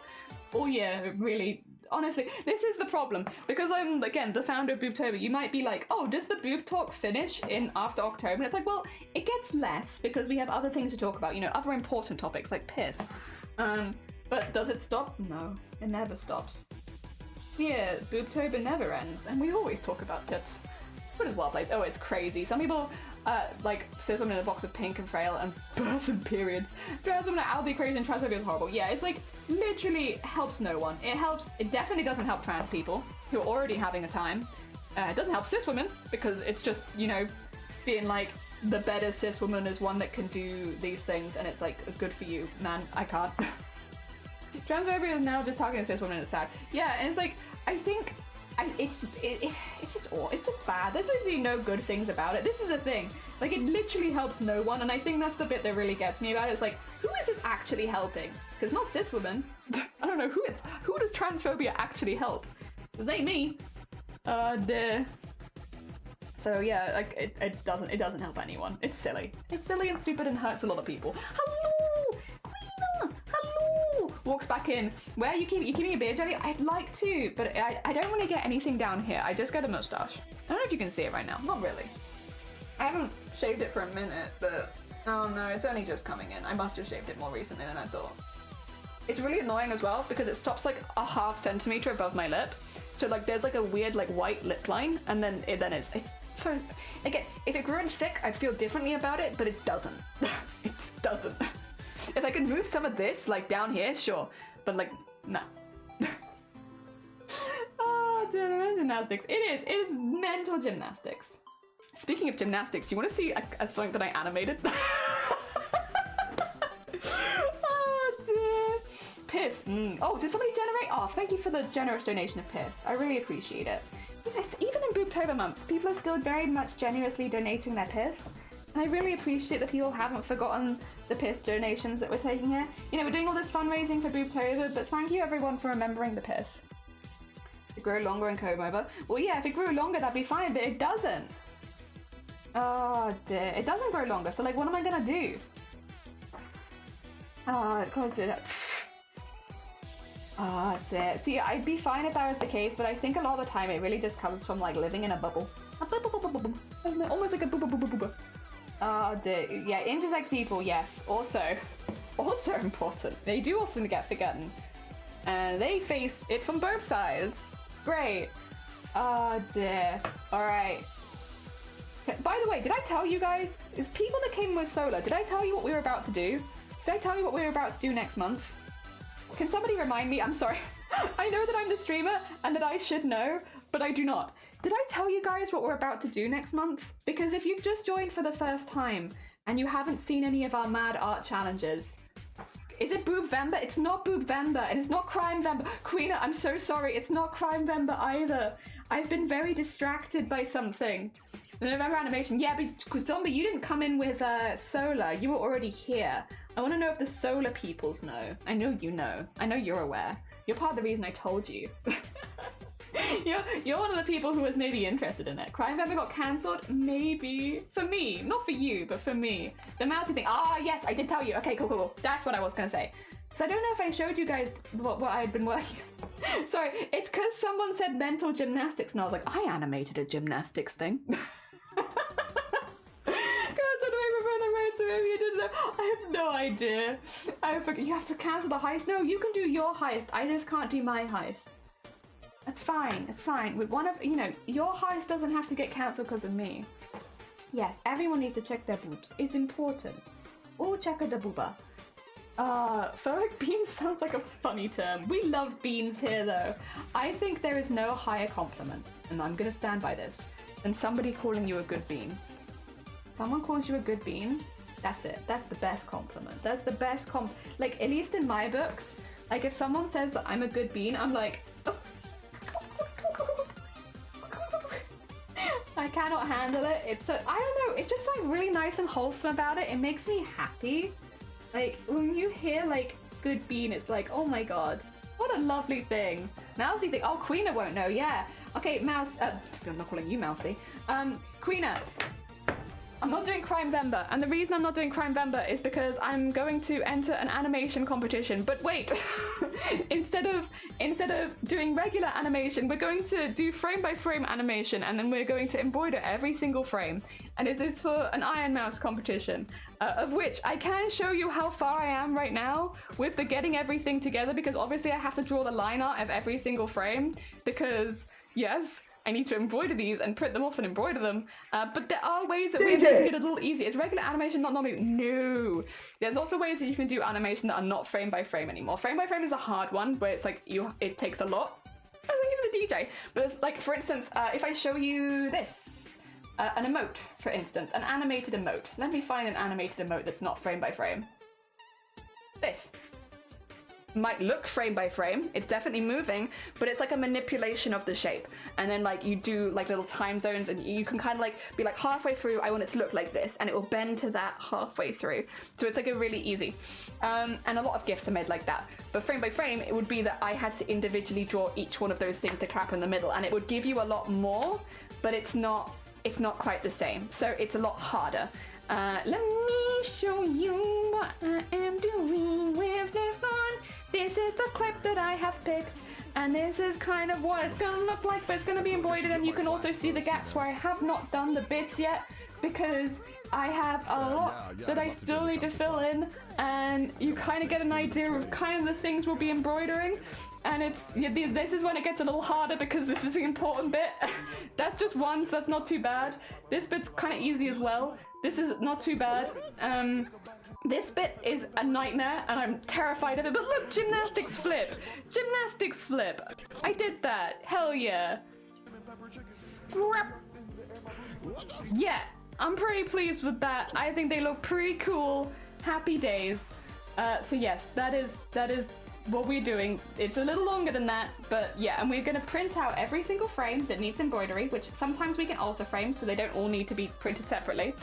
But we're gonna print out every frame that needs embroidery, and we are going to embroider it. Yes, that's why I'm keeping them relatively simple, because...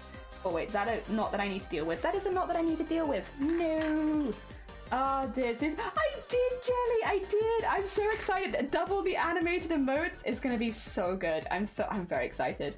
Very excited about that one. Gonna be a lot of sewing. Yeah, so we're gonna be real busy next month. Next month, we thought we were gonna have a chill month after Boobtober, but actually no, because... And that's also why I'm not doing any crime next month, is because, yeah, I can't do crime while I'm animating. I have a lot to do. So Crime Vember is on hold for me at least, because I have to animate all of that, and that's gonna take me a while. So, yep. Also, we're so close to 13k. We are less than $100 away from 13k as a team. Again, if anyone does want to donate, my donation link is closed because I've already done my fundraising.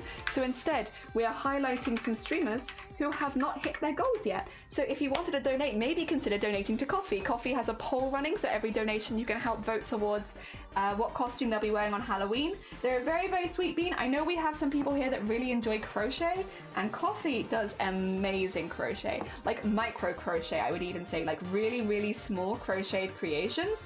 And they're also raising money for Boobtober. They joined us a little late, which is why I wanted to highlight them first, because, you know, everyone else had done a lot of their fundraising before they'd even managed to start. So, you know, we're highlighting some people that have yet to hit their goals and have some cool milestones, or in this case, a poll going on. And Coffee is just generally such a sweet bean. It was lovely to have them join. Again, they had really short notice compared to everyone else, and they're still doing a really amazing, you know, job with their fundraising and talking about breast cancer. So if you haven't met them before, this is your opportunity to go meet them. And also, if you did want to donate to Boobtober, if you did want to help the team get closer to that goal, please maybe consider donating via Coffee stream, because they're a very heckin' sweet bean and they deserve a lot of love. I hope that well explains it. I think I'm doing it properly because I just do everything like frame by frame to make animations. There are so many ways you can do it, and like if you're only doing frame by frame, then you're probably very, very talented. To be fair, Crayon, you're probably very hecking talented. More talented than maybe even you knew. But yes, you might. There are other options that are a bit easier. Also, if you wanted to enter the competition is running until the 20th of November, so maybe you could enter. You got time, right? Oh dear. I don't know how long it would take to do full frame by frame animate. Well, I guess we're gonna find out actually, aren't we? Good point. Good point, Jelly. Well said. Oh dear. My parents started making Windows update noise again. Oh bless you, go look after. Oh, you have a tentacle heart as well? I also have a tentacle heart. We hell yeah. It's pink at the moment because everything is pink because Breast Cancer Awareness Month. Normally it's blue. Oh dear. It's very stubborn. That's fair. That's fair. And yeah, get some good sleeps. Look after yourself. But yeah, next month is going to be doing an animation fully out of embroidery, which might not be, like, this is the only problem, and I do see this as a problem. I don't think the animation quality will be as good as everyone else's, but I think it will be different and fun, and it's a really good challenge for me as an artist, which is kind of what I look for. I look for good challenges. There are a lot of challenges out there that I'm interested in, but I just don't do, and this one just happened to line up when I had some free time, so why not? Oh dear, this is not my heart, but it's a heart that I was gifted access to. Oh, honestly, fair. The one that I use when I'm in other people's streams the most, I can't see on my own one because this is how it goes. My life. My life. No. Give me the heart. Where is it gone? Oh god, I'm never gonna find it, am I? I'm in a very fortunate position where I have been gifted a lot of lovely subs. Well, okay, well, I guess you will find another time. Oh, that's your heart. Oh, hecking cute though. This is my only tentacle emote that I have right now. That is a great tentacle emote. And you know, do you really need any other tentacle emotes when you have an emote that strong? Because my argument would be no. That's a great one. You're done. That's it. You don't need any others. Look at that. That's fantastic. The wiggling is very, very satisfying also. It's a good wiggle right now. Thank you for blessing my chat with good wiggle. Oh dear, what time is it? Oh, okay, I am probably going to have to end stream. I'm so sorry, everyone. I've just noticed I've gone past a little bit what I wanted to stream today, which is I wanted to do a short one because we have people coming over and I don't want to get in the way. I am just endlessly concerned about being in the way of the people around me, and I don't want to be in the way, so I'm gonna end the stream. I won't be streaming tomorrow. Normally I do stream Mondays, but again, I'm just, my family are coming over tomorrow. So instead of streaming tomorrow, we'll be streaming Tuesday and Wednesday. On Wednesday, we're going to be doing our album cover art. Yes. I led the competition last month. No one else does the embroidery animation, so yours is completely unique and everyone loves it. Yeah, it was kind of like somebody needs to come be doing this. It can't just be me. Someone needs to get out their embroidery hoop and start animating, please. I don't want to be alone anymore. Guys, this one's so far. Wait, where is it? There it is. Whoopsie. I like it. I like it, Zomboti. Well, to be fair, you only hit affiliate pretty recently, right? So you've got time. You got time. For those who don't know, by the way, Zomboti is one of our sweet beans who, very deservedly, to be honest, hit affiliate during Boobtober. Again, I have no doubt that they would have done that on their own in no time at all anyway. But it was lovely to have them have that part of their Twitch journey with Boobtober. It was very hecking cool. Because yeah, I think we've got Zomboti hit affiliate, Prismatics hit affiliate. We do need to get Elizabeth to affiliate at some point. Maybe we'll have them as my next highlighted fundraiser when we stream on Tuesday, because they're a very hecking sweet bean who's done some amazing streams for charity, and only literally started streaming a couple weeks ago. So yeah. Oh dear. Yeah, so we're gonna be doing lots and lots of embroidery next month. I'm very, very excited about it. I hope that I can do it justice. We'll see. We'll try my best. I'm gonna do a lot of them quite small, just so that I'm not getting in the way of myself too much, because that is a fear. The fear of getting in the way of oneself. In the meantime, though, we're gonna do a sneaky raid. Now, is anybody live with some? We're just gonna keep having a look here. Is anyone doing booba stuff? Any booby people? Any booby people around here? Is anyone doing a booba? Let's have a look. Okay, I don't think I see any Boobtober streamers unless I've missed someone. There is always the chance, to be fair, that I've just missed someone, because yeah, that happens a lot. Booby people means something great. No. See, this is the thing. We stand with titty streamers because we are ourselves a different breed of titty streamer, but we are a titty streamer. Listen, anyone wants to call me a titty streamer, you're not wrong. I talk about tits all year round. So I'm big into tits. You're not wrong. I think just there's an idea of what a titty streamer is, and it's probably not me. But listen. Oh, is Lenny still streaming? Or is Lenny off now? Lenny's off now, okay. Yeah, I would still 100% self-identify as a titty streamer. Alright, in that case, we're just gonna raid into some cozy vibes, because I think that's a good call for the rest of the day. And I'll be raiding into Cozy Witch today, which I think a lot of you will enjoy. They do needle felting, they're very, very good. Let me get that there. The raid into Cozy, but also I am just gonna shout them out, because sometimes people are getting left behind in raids, and I don't want... Hey, if you guys want to join with the rest of us, you can. We do have some raid calls if you would like one. I apologize for the shorter stream. I would normally go a little longer with embroidery. As you can tell, I still have a lot of words to say. But I'm a bit hesitant to go too long today, because once again, I don't want what I'm doing to necessarily be in the way of anybody else. So we're going to end a little earlier today. On Tuesday, we're doing an album cover drawing, or I'm not sure if we'll do it digitally or physically at the moment. I'm not sure, but we'll be doing some kind of album cover so that I can upload all the songs onto YouTube. And then we'll be doing... what's it again? Embroidery again on Wednesday. And then it's my birthday, and we'll work out. I haven't quite worked out what I want to do for my birthday yet. So it'll probably just be whatever I fancy doing on the day. The copying message on the app works again. Nice! There we go. Has everybody grabbed a raid call? And are we all ready to send some love over to Cozy? Once again, if you get left behind, I have to shout them out there so you can nip over ahead of us if you need to. Otherwise, I'll see you all on Tuesday. Have a lovely, lovely rest of your weekend. Take care, everyone. Dun, dun, dun, dun, dun, dun, dun. Doobie doobie doo.